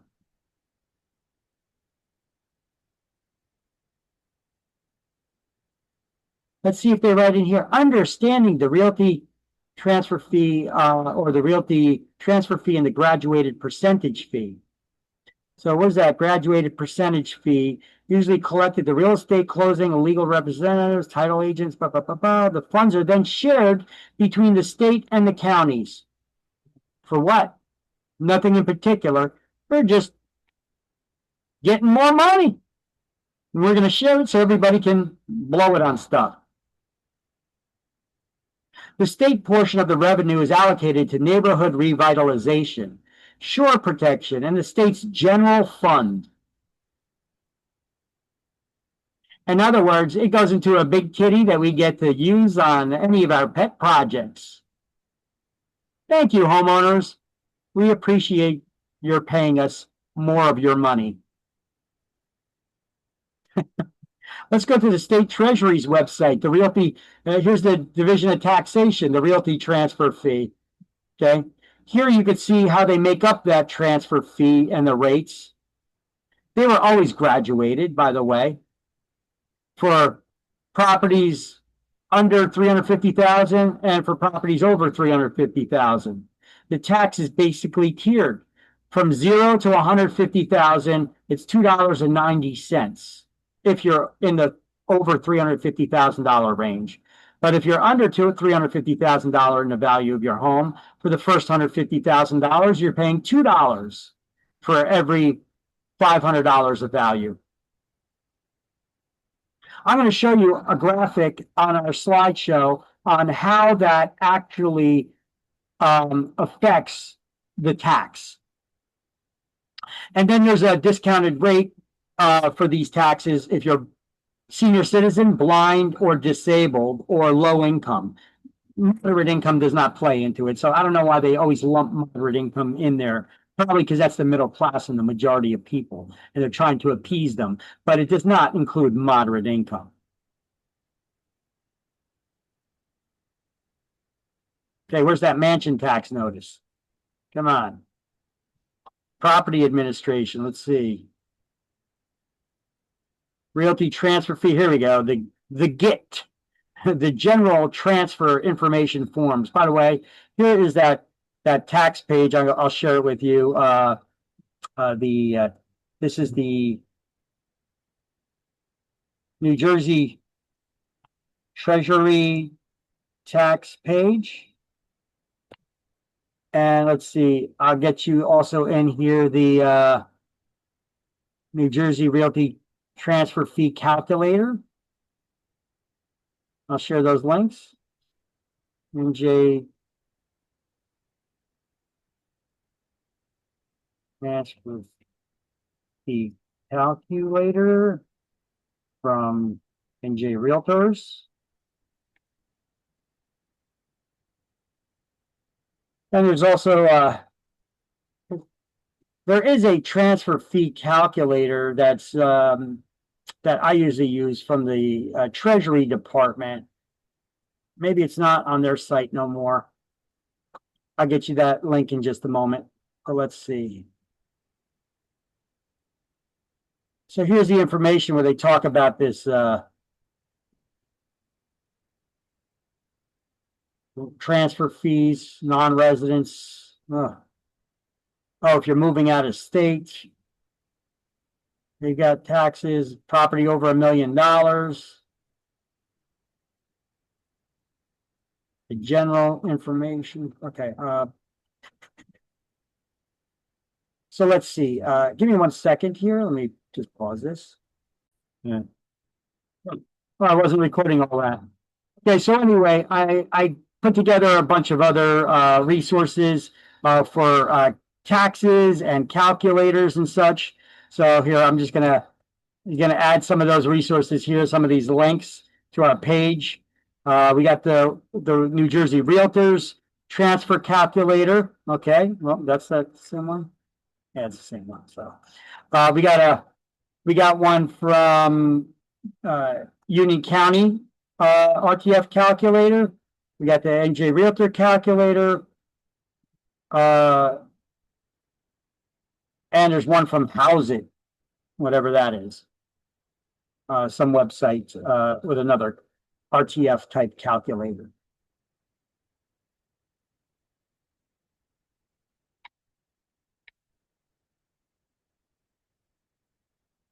So it's 1, 2, 3 calculators we got here and that. All right. And so I'm going to show you the change here on the RTF, the realty transfer fee.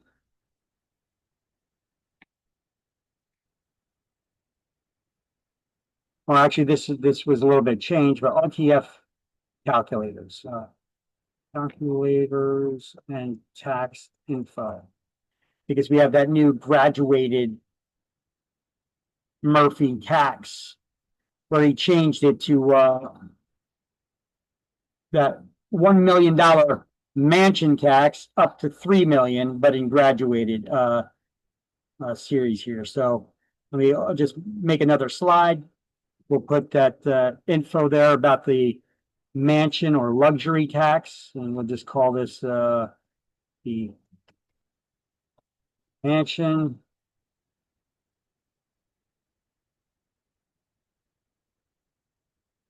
So this is actually not just a mansion tax. This tax could be on raw land that the buyer used to always pay. Now Governor Murphy just changed it to the seller. So getting back to that,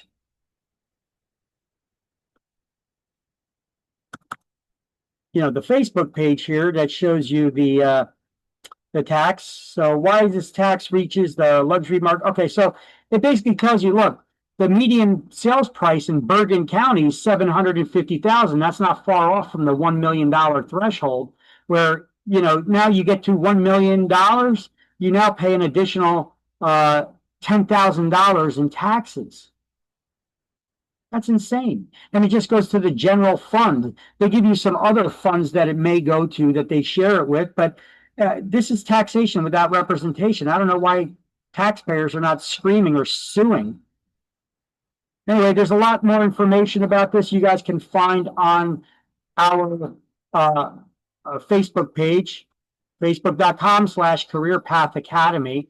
I'm also going to put some more of those resources in these articles. I'll attach them down here as well. But wow, that's crazy. But oh, what do I want to do? I want to take some of this information and put it on a slide. So New Jersey's mansion tax changed. What changed? And the there we go. Try to fit all this stuff on a slide. Let's see. We don't need to know about the opponents or anything like that. We just need to know that about this information. So the mansion tax change.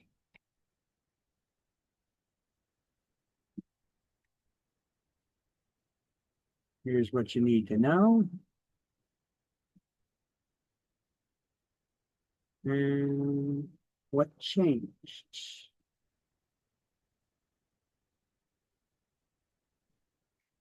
Okay, if you're already under contract, okay, we're not going to put all that stuff in the notes here. We don't need all that.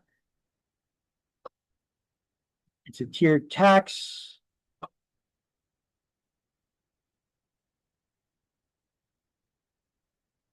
Okay, it's a tiered tax.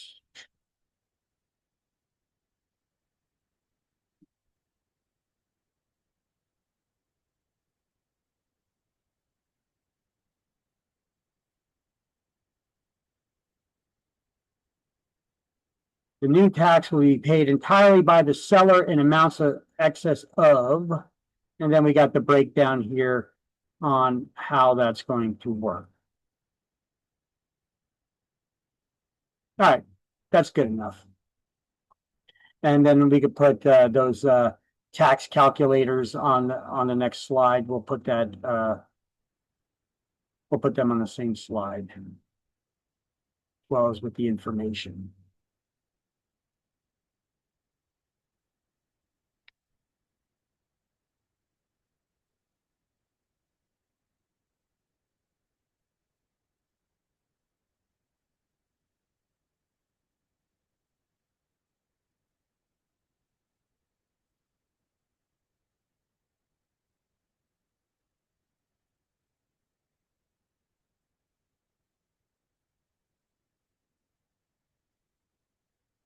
Let's see if we could squeeze all that on the same slide. Nope, I'll keep it here.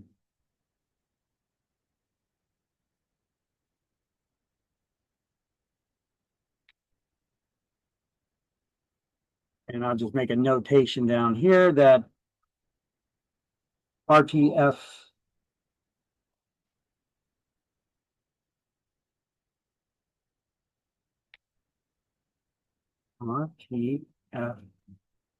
count info found on the next slide. All right.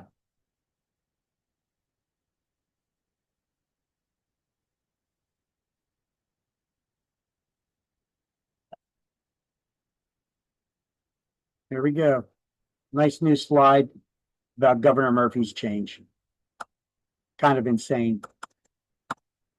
How do you think it's going to affect the real estate market? Well, in those higher price range, I guess maybe they're trying to prevent people from leaving the state, but I don't know, every new tax. All right, so title insurance has to be paid by the buyer, loan fees paid by the buyer, tax reserves and insurance reserves, those escrows are paid by the buyer. Additional mortgage related fees paid by the buyer. Some may be paid, may be negotiable for the seller to pay. Appraisal fees are paid by the buyer. Survey fees by the buyer. Prorations, well, we're going to go over debits and credits in a moment, but since we were just talking about the realty transfer tax, let me see if I could get to the slide. I'll skip forward. It's going to be a couple slides from now. But let me see. The next slide, we talked about this mansion luxury tax, which I just made up. I just put this together. about the new tax that's shifted, the so-called mansion tax is shifted from the seller, from the buyer to the seller to pay. And it's referred to as a luxury tax or a mansion tax. But it also applies to raw land.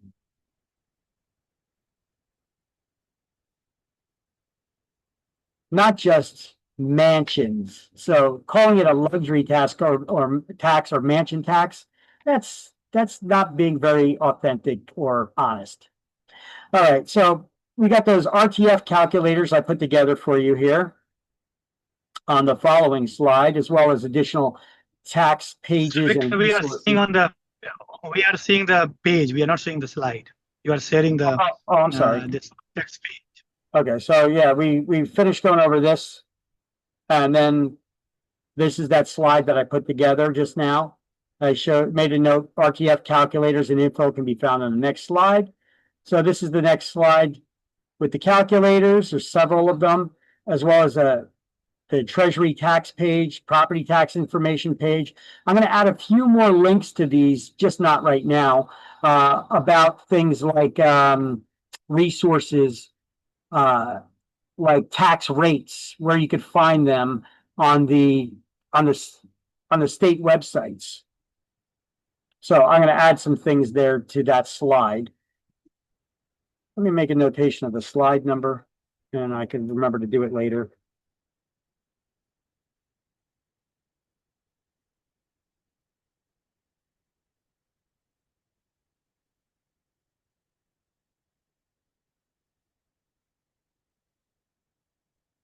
All right. Got my sticky pads all over my computer here. Got another one. All right. So then we're going to talk about how the closing statement works and all, but before I do, let's skip ahead a little bit. Since we're talking about the realty transfer tax, it was always paid by the seller, but now it needs to be paid it was always paid by the seller, the transfer tax, but the mansion tax was always paid for by the buyer. You know, if his property's over $1 million or more, no matter if it's vacant, unimproved, or undeveloped land. I obviously got to make some adjustments to the slide. I'm not going to do it right now. I already had realty transfer calculators already here listed, as well as tax schedules and laws. But here's the breakdown of how they actually do the calculations. Here's how the calculator works behind the scenes. For homes valued under, by the way, you could temporarily turn to page 397 since we skipped forward here a little bit. The taxes for a property that's valued under 300 up to 350,000, but not over. The taxes $2 for every $500 of value from $0 to $150,000. So how many times does $500 go into 150,000? 300 times. 300 times $2, that's a $600 property tax for a $150,000 home. Now, if it's a $200,000 home, for the amounts between 150,000 and 1 penny to 200,000, it's $3.35 per $500 of value. So how many times does 500 go into that $50,000 there that's within that range? 100 times. 100 times $3.35, that's $3.35. So for a $200,000 home, your tax is going to be $935. $600 from the first bracket, $335 from the second. It's $935. So you could do this and work it all the way up to here. However, if you're dealing with homes over $350,000, you're going to be paying, instead of $2 for every $500 of value, you're paying $2.90 for every 500. And for the amounts between 150 and 200, it jumps from $3.35 to $4.25 for every $500 of value, and so on and so forth. So people that were saying that rich people were not paying their fair share, were not getting taxed, well, they do, because look, the tax gradually goes up. And now they even got a punitive tax, that new general mansion tax that Governor Murphy just jacked through the roof. All right. Now, senior citizens, blind persons, and disabled and low income persons, cross out moderate, because this has nothing to do with moderate income people. Moderate income people, they're paying the same prices up here. For the first $150,000, you're paying only 50 cents for every $500 of value on your property tax. This is for seniors, blind persons, disabled persons, but also low income people. And for the amounts between 150 to 350,000, they don't even have it graduated. There's no other graduations in between. It's $1.25 per $500 of value. Yeah, we wish that moderate income people paid that, but most people actually pay these fees. So those realty transfer fee calculators, this is what they're calculating, all the different brackets.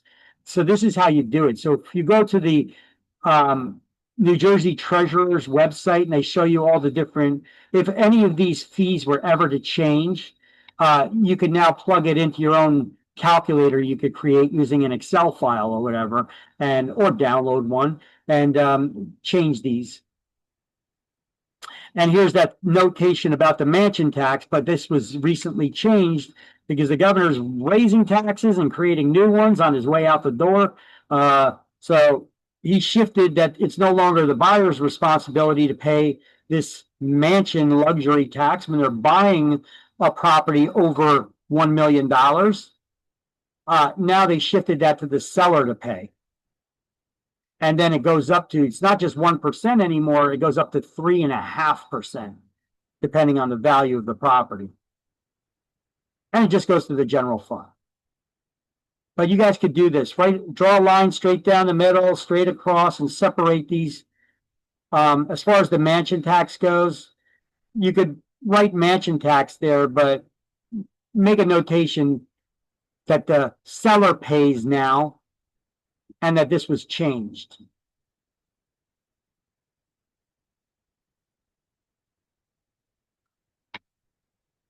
And I'll try to move those slides around talking about the realty transfer fee tax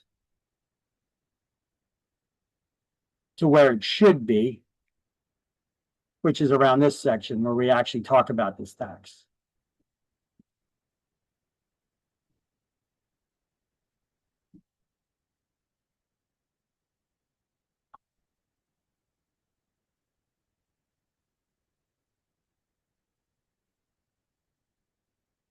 All right. So I moved those slides to right behind this one. Okay, everybody got these notes or highlights just to separate just wherever the red is, draw the lines to separate the left from the right, because the left side is dealing with properties up to $350,000 and the right side is dealing with those over $350,000. You do not need to study these amounts or anything. This is just a chart that's here for your own edification. You can see how these things are calculated, how the realty transfer tax is calculated in those RTF calculators. Okay, and then I switched the so down here where it says mansion tax, here I'm even going to make a change in a notation here.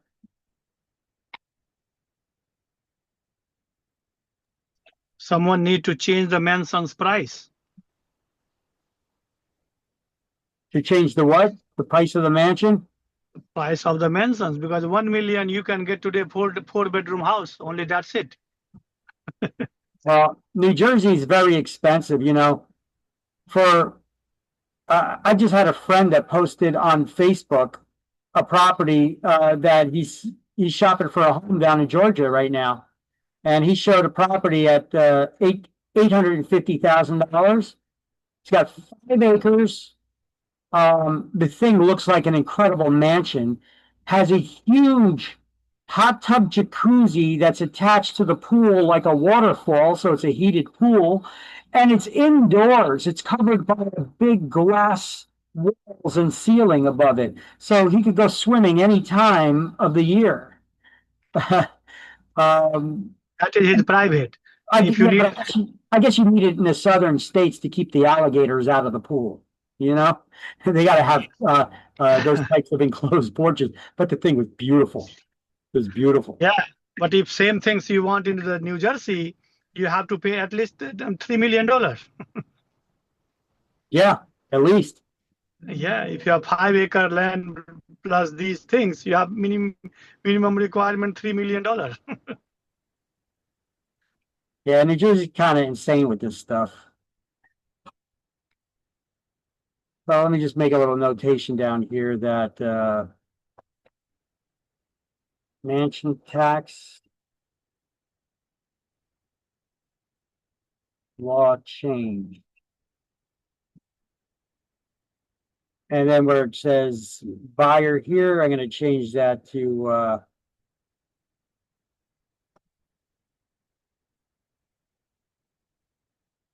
seller.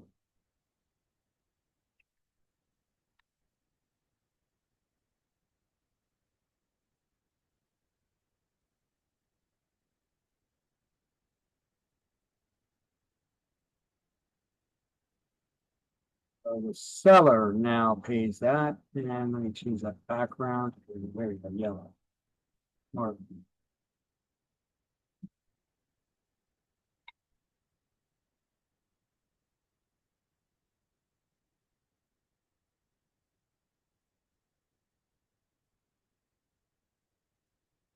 we get that to fit, and the seller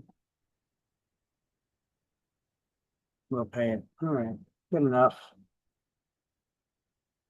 Maybe I can shrink it down a little bit more.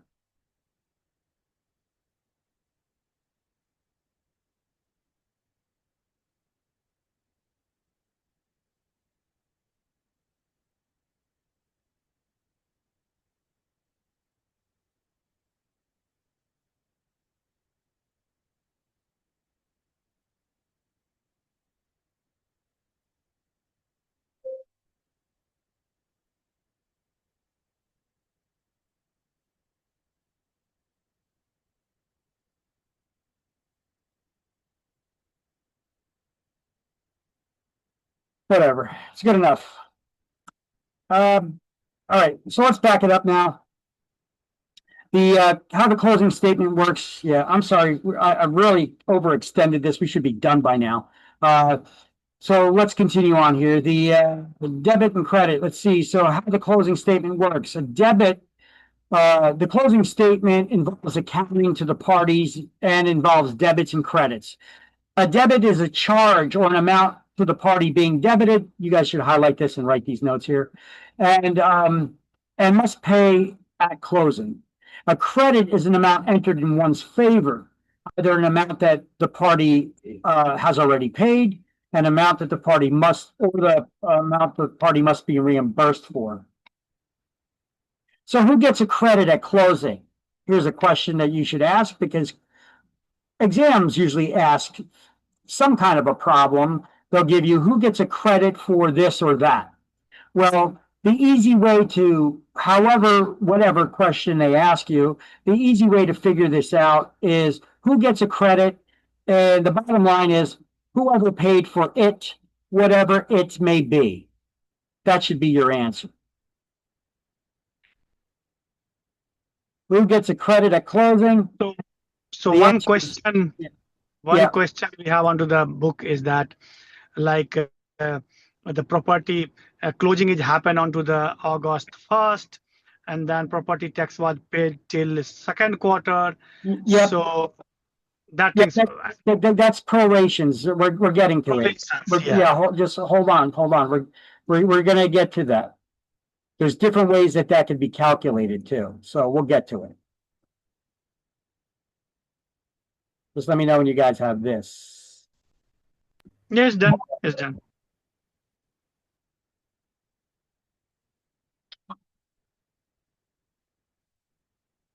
So, prorations, final adjustments. Expenses are fairly divided between the seller and the buyer. The accrued items are credits to the buyer. The prepaid items are credits to whoever paid them. So a credit is an amount entered in one's favor. A debit is a charge or an amount that one owes. Arrears are at the end of a period for which a payment's due, the opposite of paying in advance. So whatever is a credit to one side is usually a debit to the other. Usually a debit to the other. There are some exceptions to that, like rent, because if a property has rental payments, nobody's paying the seller is not paying rents, the tenants are. So that's not going to be a debit or credit or debit that the buyer or seller paid. But they do have to be paid out, because if a purchaser is buying a property that has rental units in it, and the rent is collected at the beginning of the month, does the seller get to keep all of the rent if the property sold in the middle of the month? No, those charges or income needs to be prorated, and the buyer is going to get a portion of that. So I guess I explained it. That's it.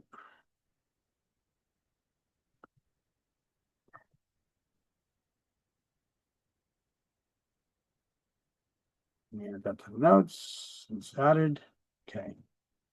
So recording expenses, the seller usually pays for recording charges and filing fees that are necessary to clean all the defects and furnish the purchaser with clear title. And the purchaser pays for the recording charges incident for the actual transfer of title into their name. So you're curious about who pays what?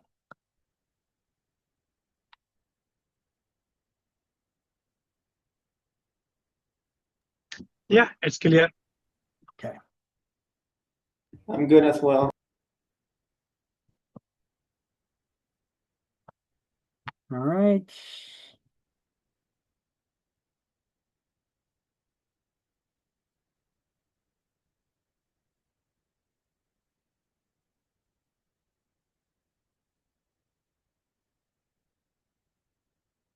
So the realty transfer fee, once again, is always paid by the seller. It's a tax they must pay.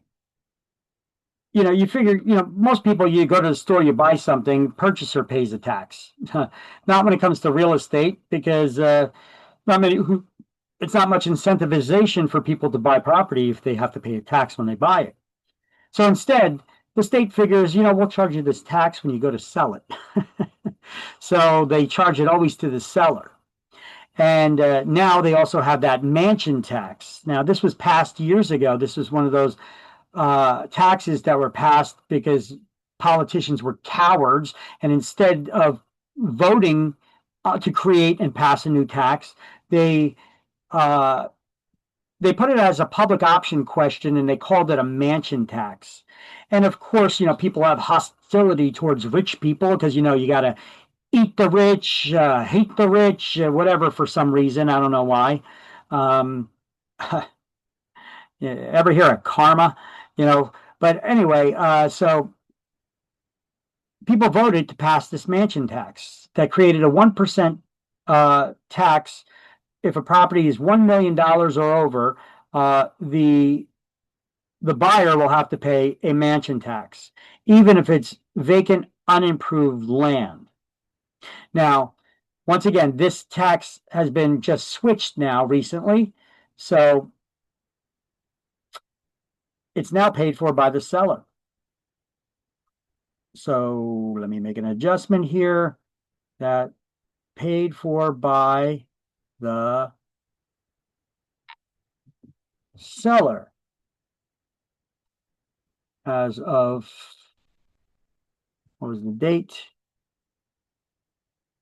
in that article? As of starting July 10th, 2025. So we're already past that. So it already started. So as of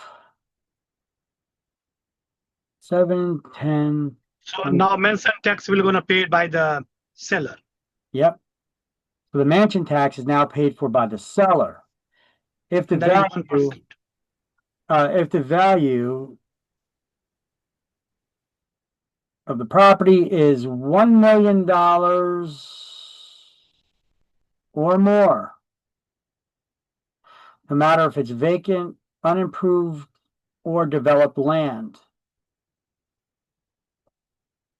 the tax is 1 to 3.5% of the purchase price,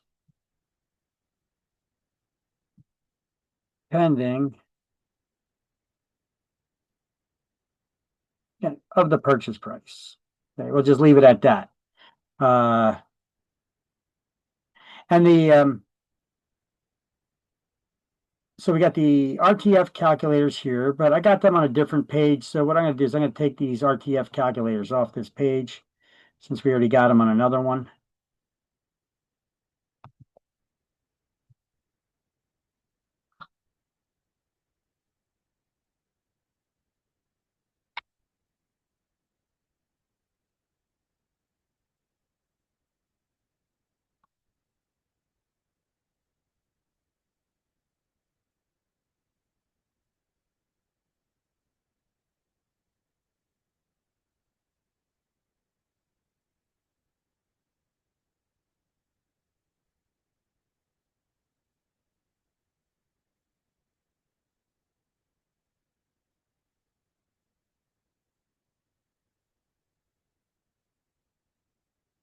Nope.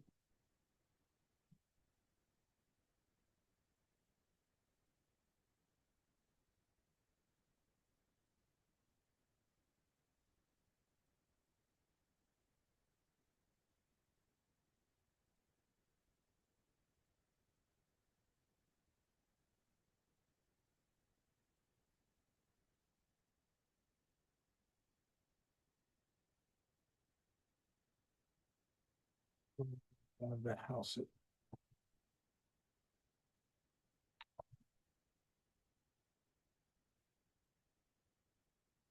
Okay, so I put those calculators on the different page.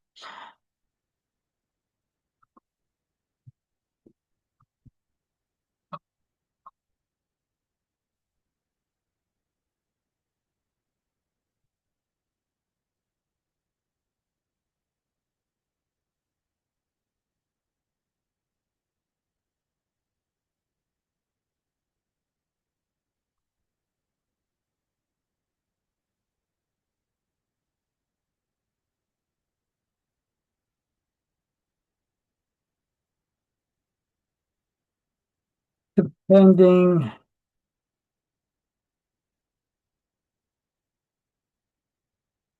on the purchase price.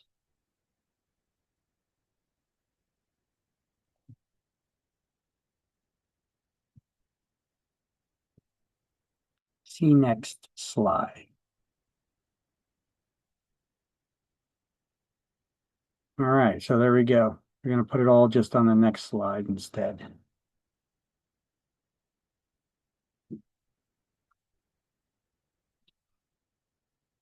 All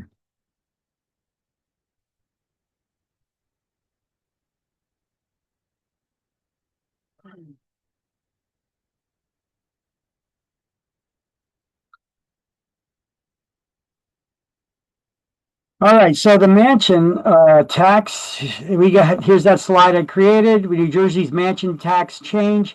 Proposed change is official as of Monday, June 30th, 2025. However, it got implemented July 10th, 2025. New Jersey's implemented a new tiered tax mansion tax that shifts the cost from the buyers to the sellers. And there's the graduated information that we need to know. So the tiered tax, we already gave you the rundown on it. I don't need to go through it all over again. So here are those tax calculators and information that I put in one slide as well.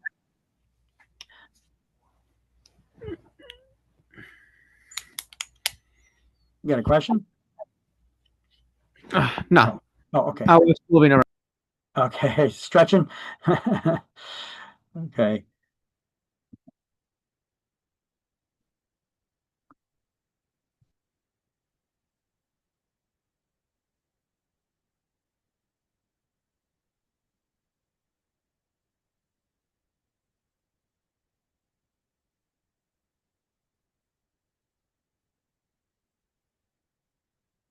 Guys, by the way, these notes that I keep making in the background in that Word document, I'm kind of abbreviating all these slides and breaking it down so it's a lot a lot less as far as slides and things go for the information. Maybe a little bit easier to study from. All in one Word document. If you guys wanted to check that out, that's in the same folder just above where the slideshows are. Okay. So before you get into the slideshow, that's where it's located.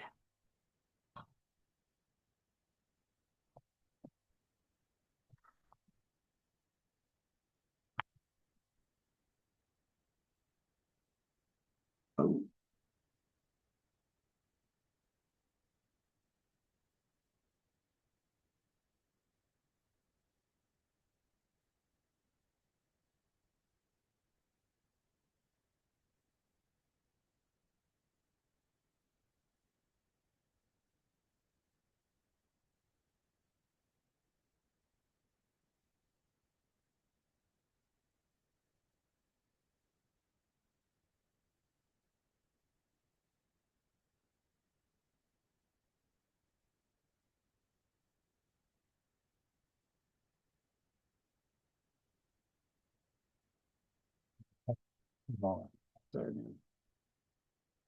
And then we have this page here where we got all the highlights and notes. This is what they call the mansion tax, and this is how the breakdown of it goes and how you add it up in tiers.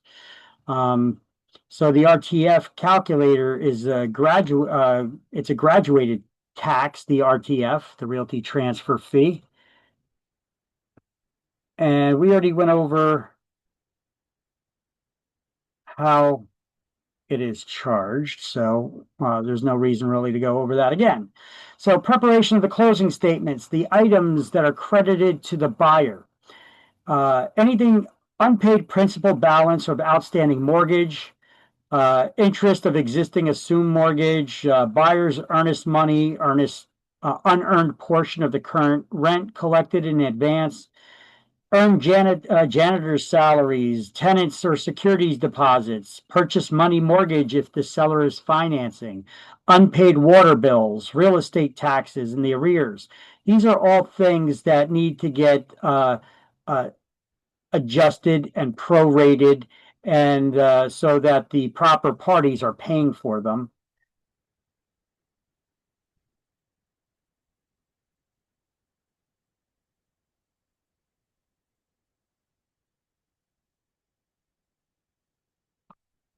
Just need to get a screenshot, and then we're off to the next one.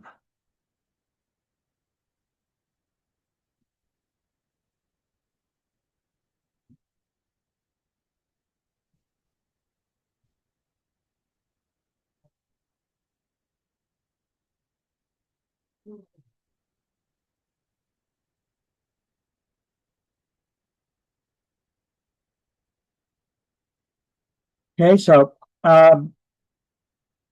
the sales price, fuel oil on hand remaining in the oil tank.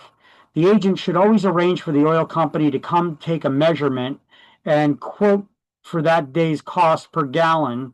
The buyer will have to pay this. Okay, so if the house is heated by oil, the seller paid for that oil in advance.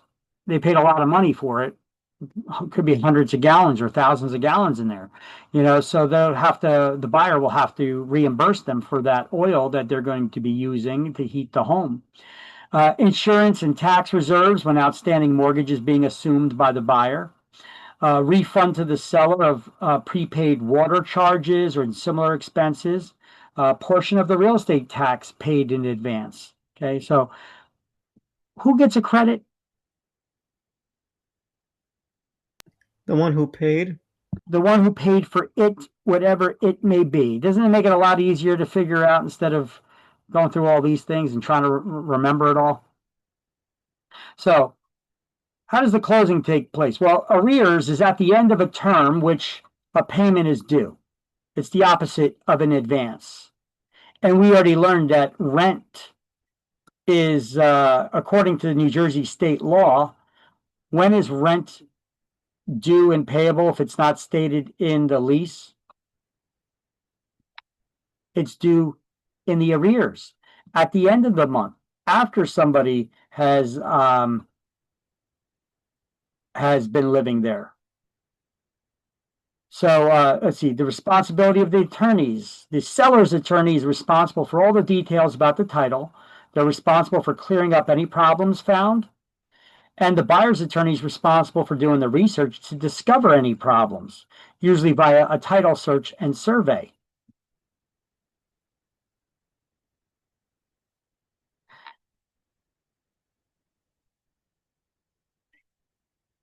The broker's responsibility, that's us. Each agent's responsible to get their client to the closing on time and make sure they bring their ID. Make sure you cannot close. Federal law does not allow somebody to close without having their ID. So the buyer's agent is responsible for bringing that escrow check from the broker's account that you got from the buyers at the beginning, remember? And the buyer needs to bring any additional funds that are required. The seller's agent, well, they got to bring that original certificate of occupancy and fire certificate to the closing, as well as the keys, garage door openers, etc. The broker's agents collect commissions at closing. Make sure you send your brokerage commission bills in advance to the closing agent or attorneys, and then compare it to the CD's final amounts listed. Make sure they match up. You're getting paid the right amount, because the check is going to be made out to your brokerage firm.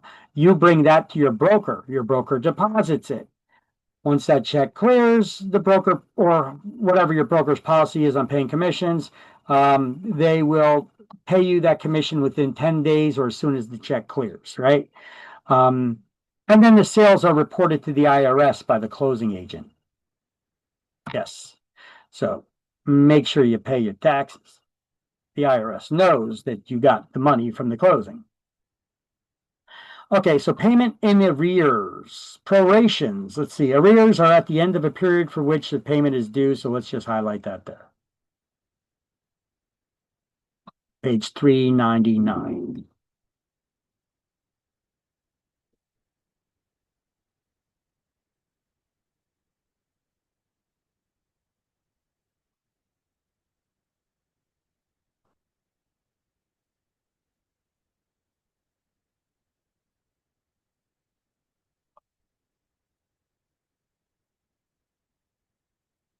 I got it. Okay, so we're going to now go over the general rules of prorations.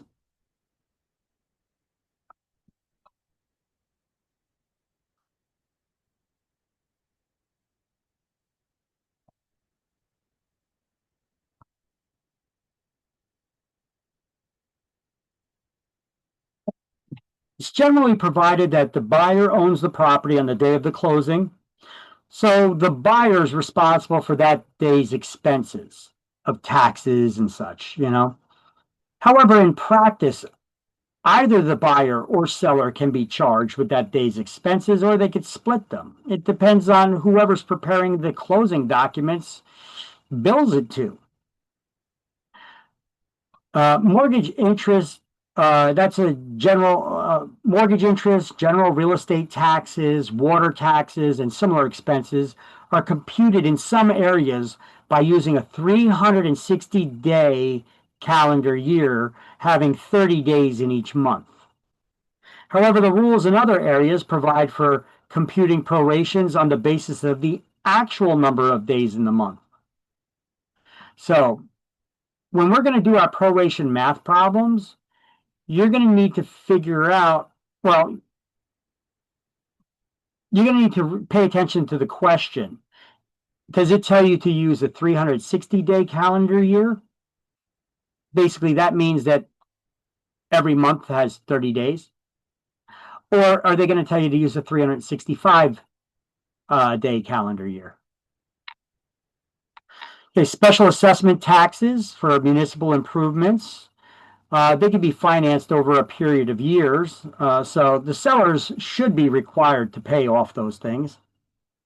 Rents are usually adjusted on the basis of the actual number of days in the month, and then you divide the rent by that, and however many days are left, that's how that's the money that gets paid to the buyer. Security deposits, well, all that money got to go back to the tenant if there's no damages. So that entire amount has to be transferred to from the seller to the buyer. And then the tenant needs to be notified of where it's being held, what account, what's the interest rate, all that stuff. Let's see. Any unpaid wages of building employees are prorated if the sale is closed between the wage payment dates. We can see we're not just talking about residential real estate here. So the arithmetic of prorations, it's important to understand, to pay attention to how the question is being asked, because it could be based on a 365-day calendar year, or it can be based on a 360-day calendar year. And so that could affect your math.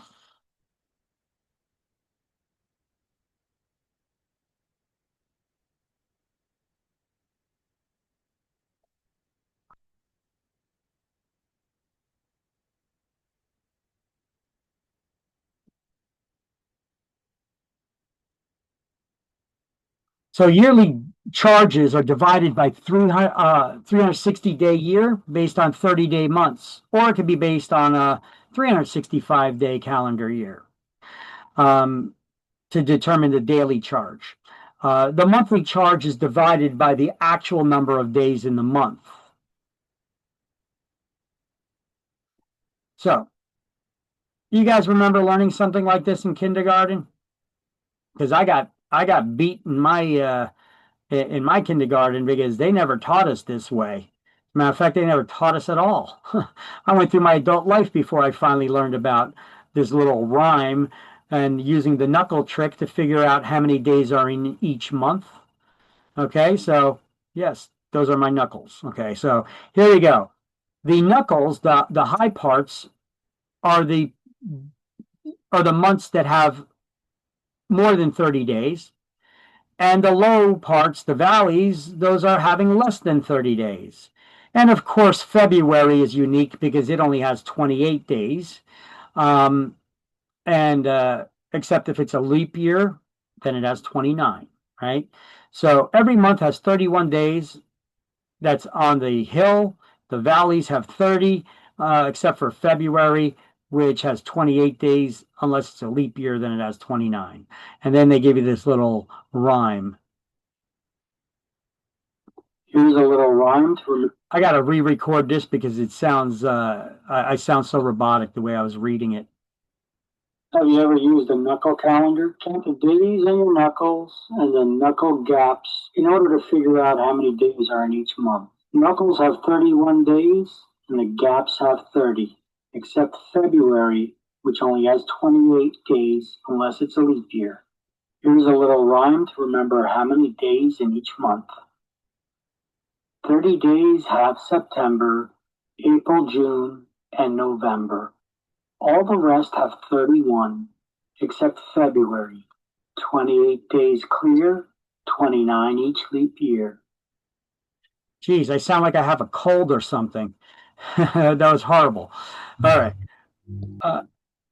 But look, that's the rhyme right up here. You know, knuckles have 31 days, gaps have 30, except for February, which is 28. This is the way to remember how many days are in each month. Okay, so for exams, if they're asking you to use a 365-day calendar year, you're going to need to know how many days are in each month. So remember it this way. You may want to take a screenshot of the rhyme here. Maybe that'll help you remember it. I'll even take a little screenshot of this and I'll put that in the notes of a way to remember how many days are in a month.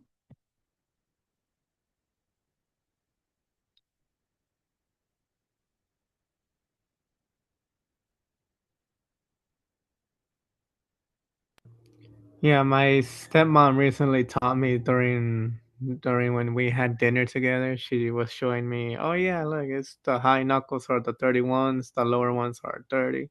I mean, I didn't learn it until I was an adult. People are like, "Oh, we learned that in kindergarten." I was like, "Damn, I got ripped off, man," because my teachers never taught me that. I went my whole life not knowing this. I always had to look at a calendar. Yeah, me too. So, so poor education, right? All right, so here, the arithmetic of prorations once again. So generally speaking, there's several methods that can be used.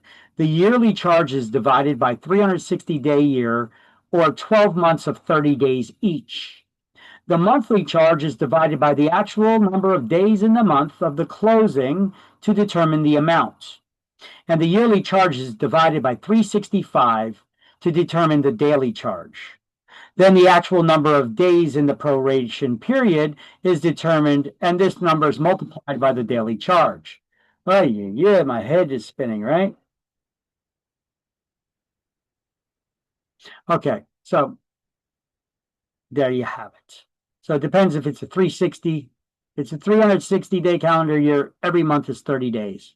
That's the difference. And if it's a 365-day calendar year, you go by the actual number of days in the month. That's it.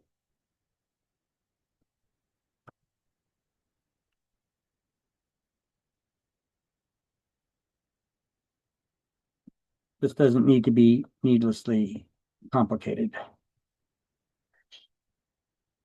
So at the closing, the seller's attorney, we already had this in one of my notes. Here just is for you to highlight in the book. Who's responsible for the details of the closing? You know, the seller's attorney is responsible for clearing up any issues that are come across, and the buyer's attorney is responsible for discovering them. Now, it notes down here in some areas of southern New Jersey, buyers and sellers don't use attorneys like other states operate, where they don't use attorneys. So the real estate agent takes a more active role in the closing. So the title officers prepare the settlement sheet and conduct the closing, but the agent may take a more active role in this, and so they may be aware, may need to be collecting some of this information and be aware of how this works. Okay, you guys have these highlighted?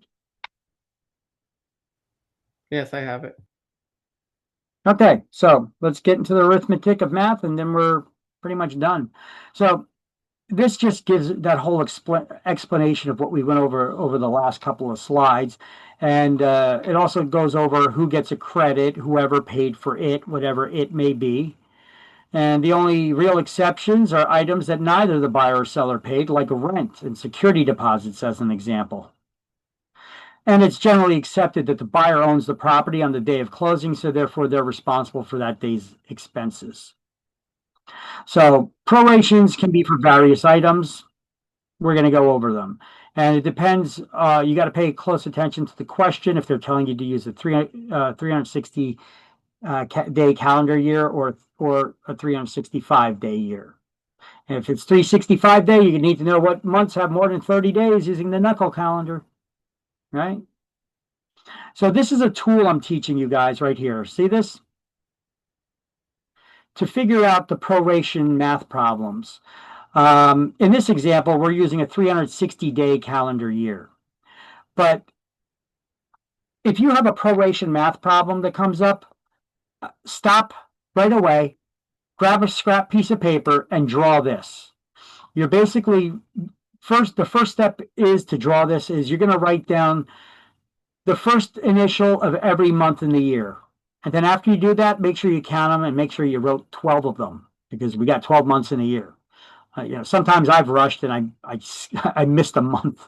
Okay, so it is possible. So January, February, March, April, May, June, July, August, September, October, November, December. Okay, make sure you write down the initial for each month in the year, and then put it all in one big long box, and then draw a long line all the way at one end, and every three, 1, 2, 3. Every third one, you're going to make a long line again. You're going to make a small line for separating each month, 1, 2, and then the third one, you're going to make another long line. Now, by doing this, you can now get a visualization where each quarter, taxes are paid quarterly. So if you're doing a proration of taxes, you need to know where the quarter begins and where the quarter ends. So this makes it easy to be able to see that at a glance. So if the taxes of a property for sale are $9,500 a year, the seller paid the first quarter's taxes. The closing takes place on March 1st. Who gets a credit and for how much?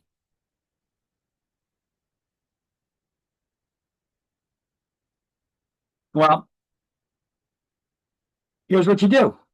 Total taxes. Well, first of all, we could use this chart. The seller paid the taxes up to the first quarter. So here's the end of the first quarter, right? You can see easy, really quick now, where the first quarter ends. So the seller paid up to the first quarter's taxes, and the closing takes place on March 1st. Where's January, February, March? So March is within the first quarter. But so there's one full month that the seller is going to need to get a credit for.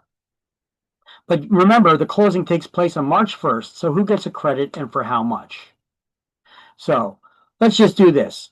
9,500 divided by 12. That means each full month is $791.66.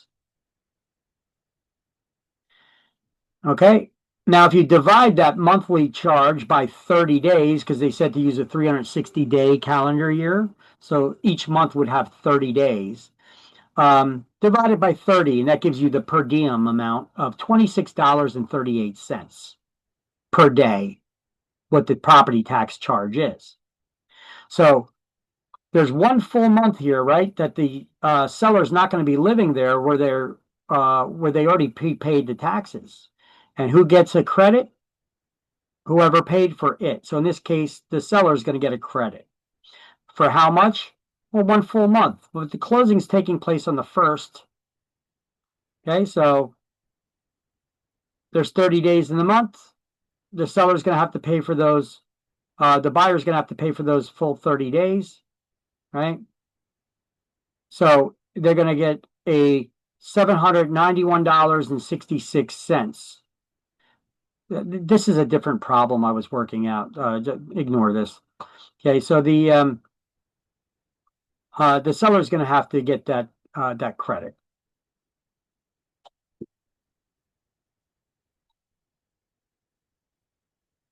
Now, I was working on another problem here. Let me see. For 365 day, and then I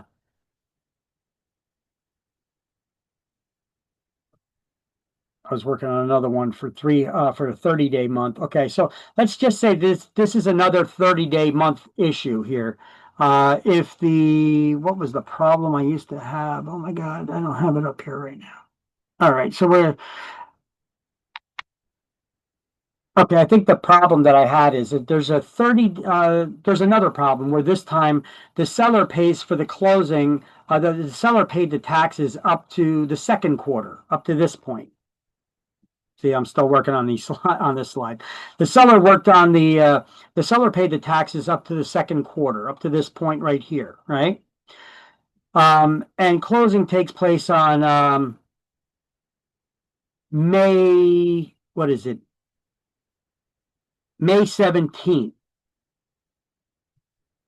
May 17th.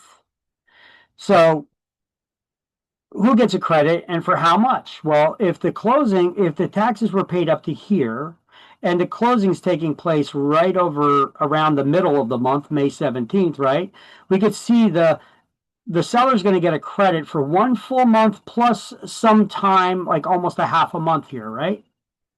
So we know that using a 360-day calendar year, they're going to get $791.66 for the one full month, plus if there's 30 days in a month, 30 days minus 17, that's 13 days left, plus the buyer owns the property on the day of closing, so 14 days.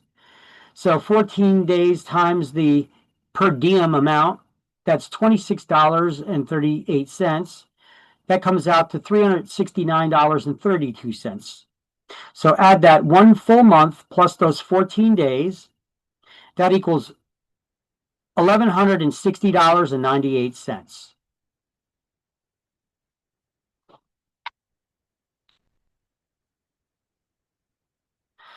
But how do they make that tricky? How do they make it hard to remember, to figure out? They're going to play a little game with this. I'm going to show you. See, the math is pretty simple, but I'm going to show you how they're going to make it difficult. Okay, so this is a great tool for you guys. It makes it a lot simpler to figure out visually, because you're just going to get like a word problem like this on exams. They're not going to give you these graphics. I'm teaching you this as a tool to help with the prorations. And as you can see, it makes life a lot easier, you know. Now, I got another question here for you that using the 360-day calendar year. If the taxes on a property for sale are $9,500 per year and the seller paid the second quarter taxes, if the closing takes place on May 17th, who gets a credit and for how much? So we already just worked this out, you know, and we're going to round it to the nearest dollar, by the way. So we worked out that $9,500 a year divided by 12, that's $791.66 a month. And $791.66 per month divided by and $9,500 a year, you know, divided by or $791.66 monthly divided by 30 days. That's $26.38 per day. So, how do we calculate this? Well, closing's taking place right here where my mouse is. The seller paid the taxes right here up until right where my mouse is at the second quarter. And the closing took place here mid-May, a little bit past mid-May, 17th. So we could visually see that one full month that the seller needs to be reimbursed for. So we're going to write that down, 1 month, $791.66. And then if it's 30 days in each month here, and the closing is taking place on the 17th, that's 13 days left in the month. However, generally speaking, the buyer owns the property on the day of the closing. So we're going to add that day's expenses as well. So we're going to calculate 14 days. So 14 days times 26.38 is $369.32. So if we add that all up, it comes out to $1,160.98, rounded to the nearest dollar to make it easier for us here. It's $11.61, right? So how are they going to make this difficult? The math was fairly easy, right? Did you guys have any difficulty with that math? No. Okay, it's fairly straightforward, right? This is how they make it difficult in reading the answer. Because whatever's a credit to one side is a debit to the other. So they're going to word the answer like this: credit seller, debit buyer, debit seller.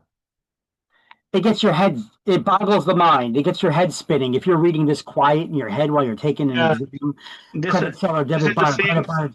You know, the same question on the test, and it was confusing. It took me 5 minute time to figure out. Yeah, so take a breath. Who gets a credit? Well, the seller paid to here, but the closing is taking place here, so we know the seller gets a credit. And we did the math, so we know what the right math answer is. So let's just find the right math answer that has the seller giving the credit. Credit seller, 1161, that's the right answer. Because if you start reading these answers, I've seen people get the math right, but then their brain got scrambled reading these answers. Credit seller, debit buyer, debit seller. And they're like, oh, my brain is melting, you know? and they get the problem wrong because of the way that they word it. And that's the way they word it. They're not going to write credit seller 1161. They're going to write credit seller, debit buyer 1161. Okay. It really scrambles your brain. Okay. So, Yep.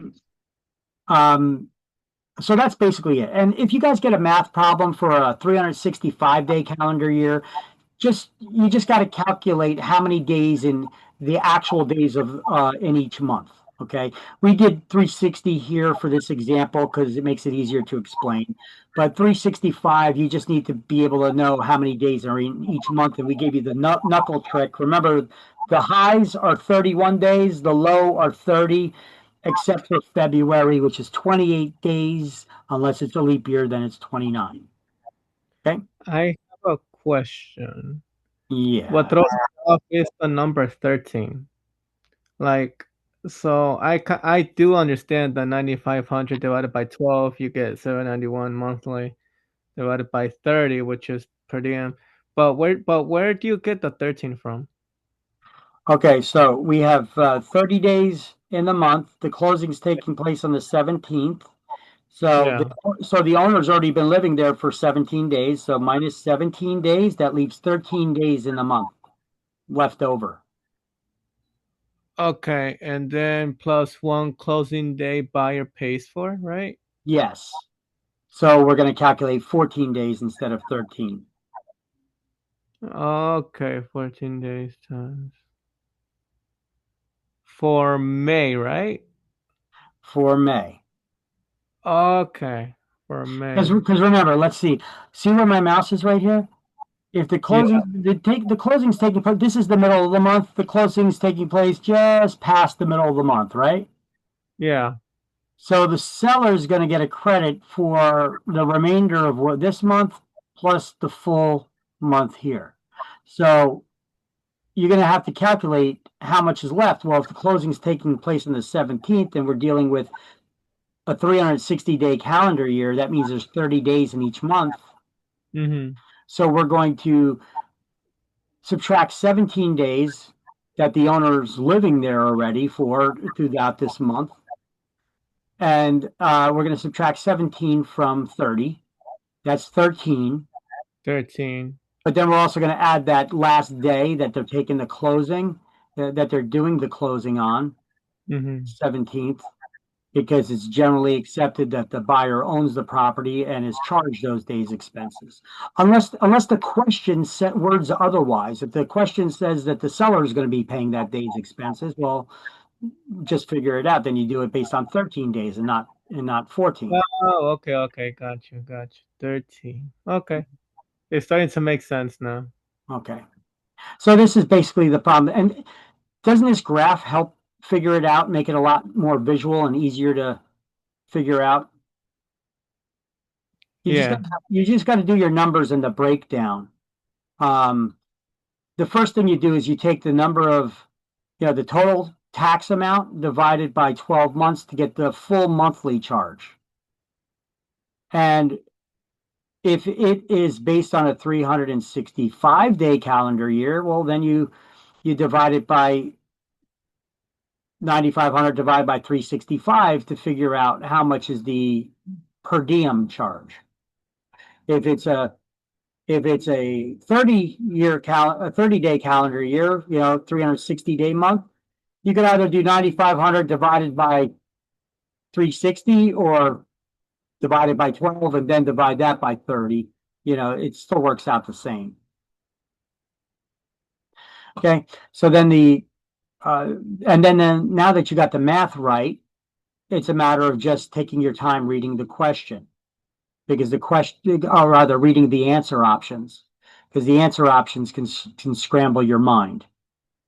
So we know that the seller gets the credit. So seller gets the credit, and this is the right dollar amount.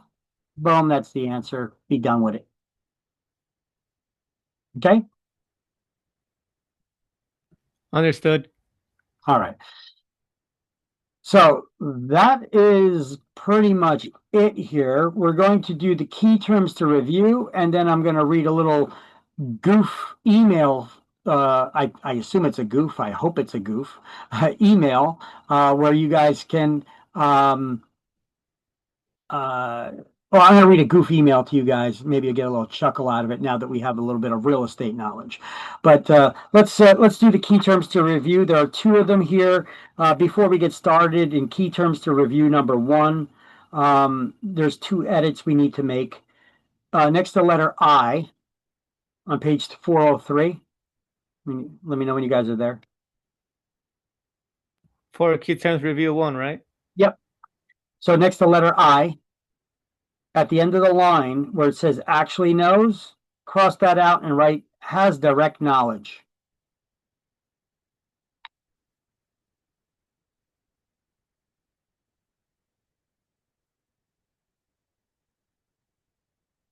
And after letter J, in that same key term to review number one, right at the end of the line,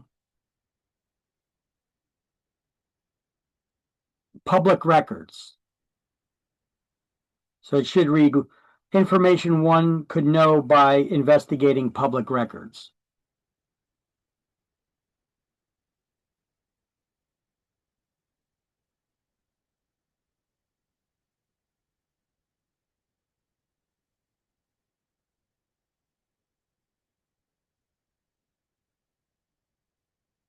All right, guys, all set? Let's do this. Money to be paid by one party at closing.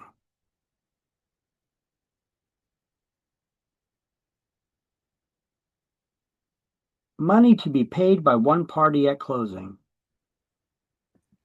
Debit? 10 is a debit. Sworn statement.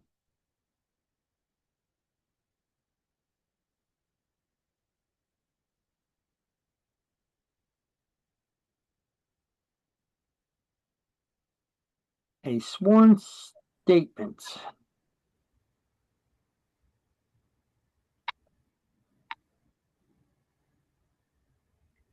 Closing disclosure? It's an affidavit. Affidavit is a sworn statement. Three is B. After the end of a period for which a payment is due. After the end of a period from which a payment is due. Closing disclosure?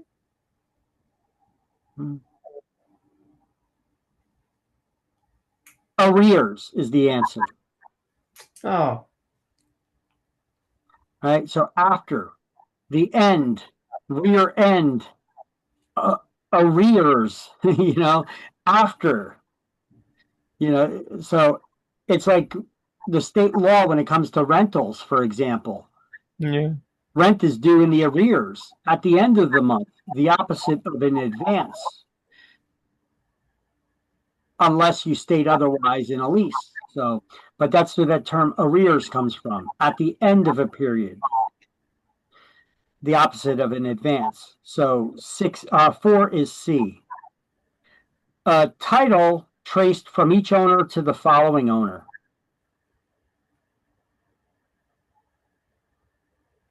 Or here, let's word that another way.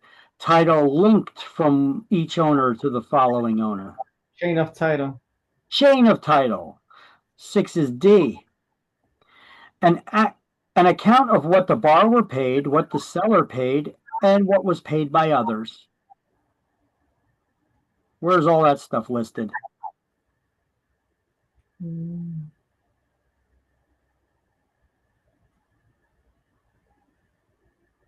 Where do we see all that accounting? Closing disclosure? In the CD, the closing disclosure. 7 is E, correct. Money due and payable to one party at closing. Credit? 9 is F, credit, correct. Condensed history of all documents affecting a parcel of real estate.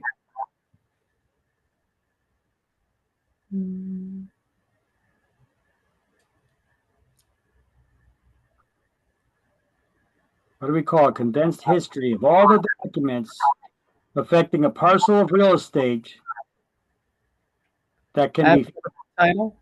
an abstract of title, correct. 1 is G. A lawyer's statement after studying an abstract. Attorney's opinion of title. 5 is H, correct. The attorney's opinion of title. Information that one has direct knowledge.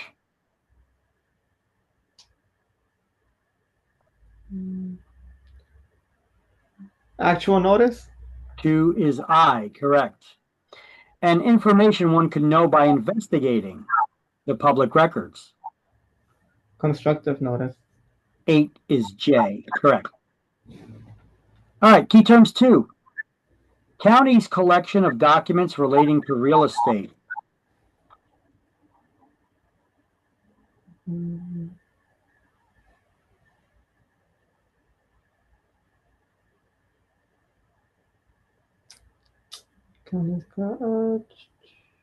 Public records. It's public records, correct.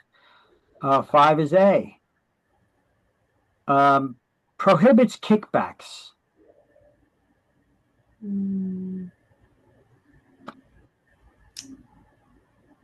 What prohibits kickbacks? Section 8. Section 8 of RESPA law, to be specific, yes. So 7 is B. Taxes due the state of New Jersey at closing.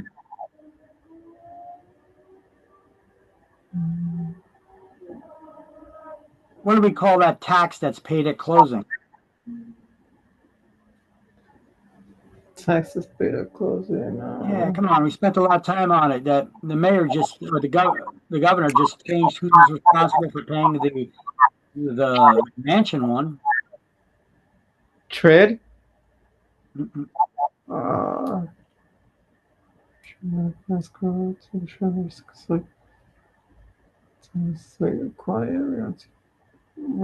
it's not rich.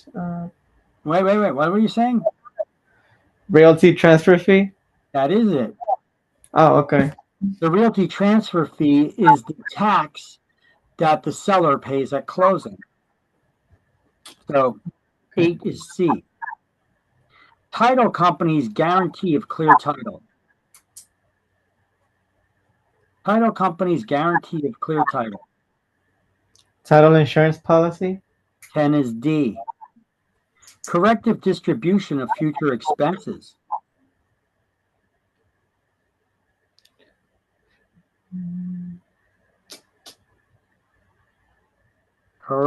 Corrective distribution of the future expenses. Actually, of all the expenses. Escrow closing.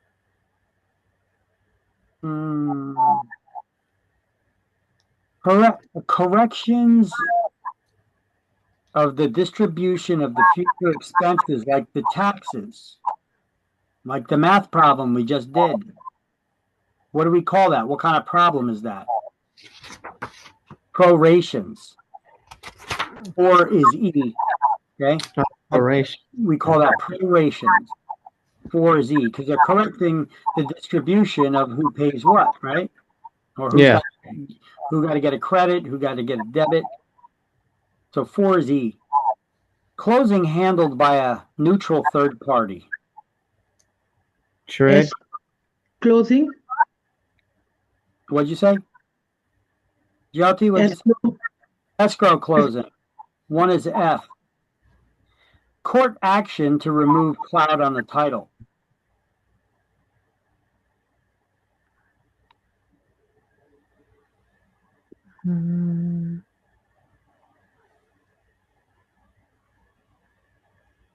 Court action to remove a cloud on the title. Suit to quiet. Yep, title. Suit to quiet title. 9 is G. Abstract, lawyer's opinion, and title insurance. These are all examples of what? An abstract, a lawyer's opinion, or title insurance. Evidence of title. These are all the 3 forms of evidence of title that we use here in New Jersey. 2 is H. Good or clear title reasonably free from defects. Marketable title. Yep, marketable or merchantable title, 3 is I. And a federal law ensuring that the buyer and seller receive detailed accounting of funds at closing. And that's trade. Trade. TRID, 6 is J. Yep, that's it. And that concludes chapter 21.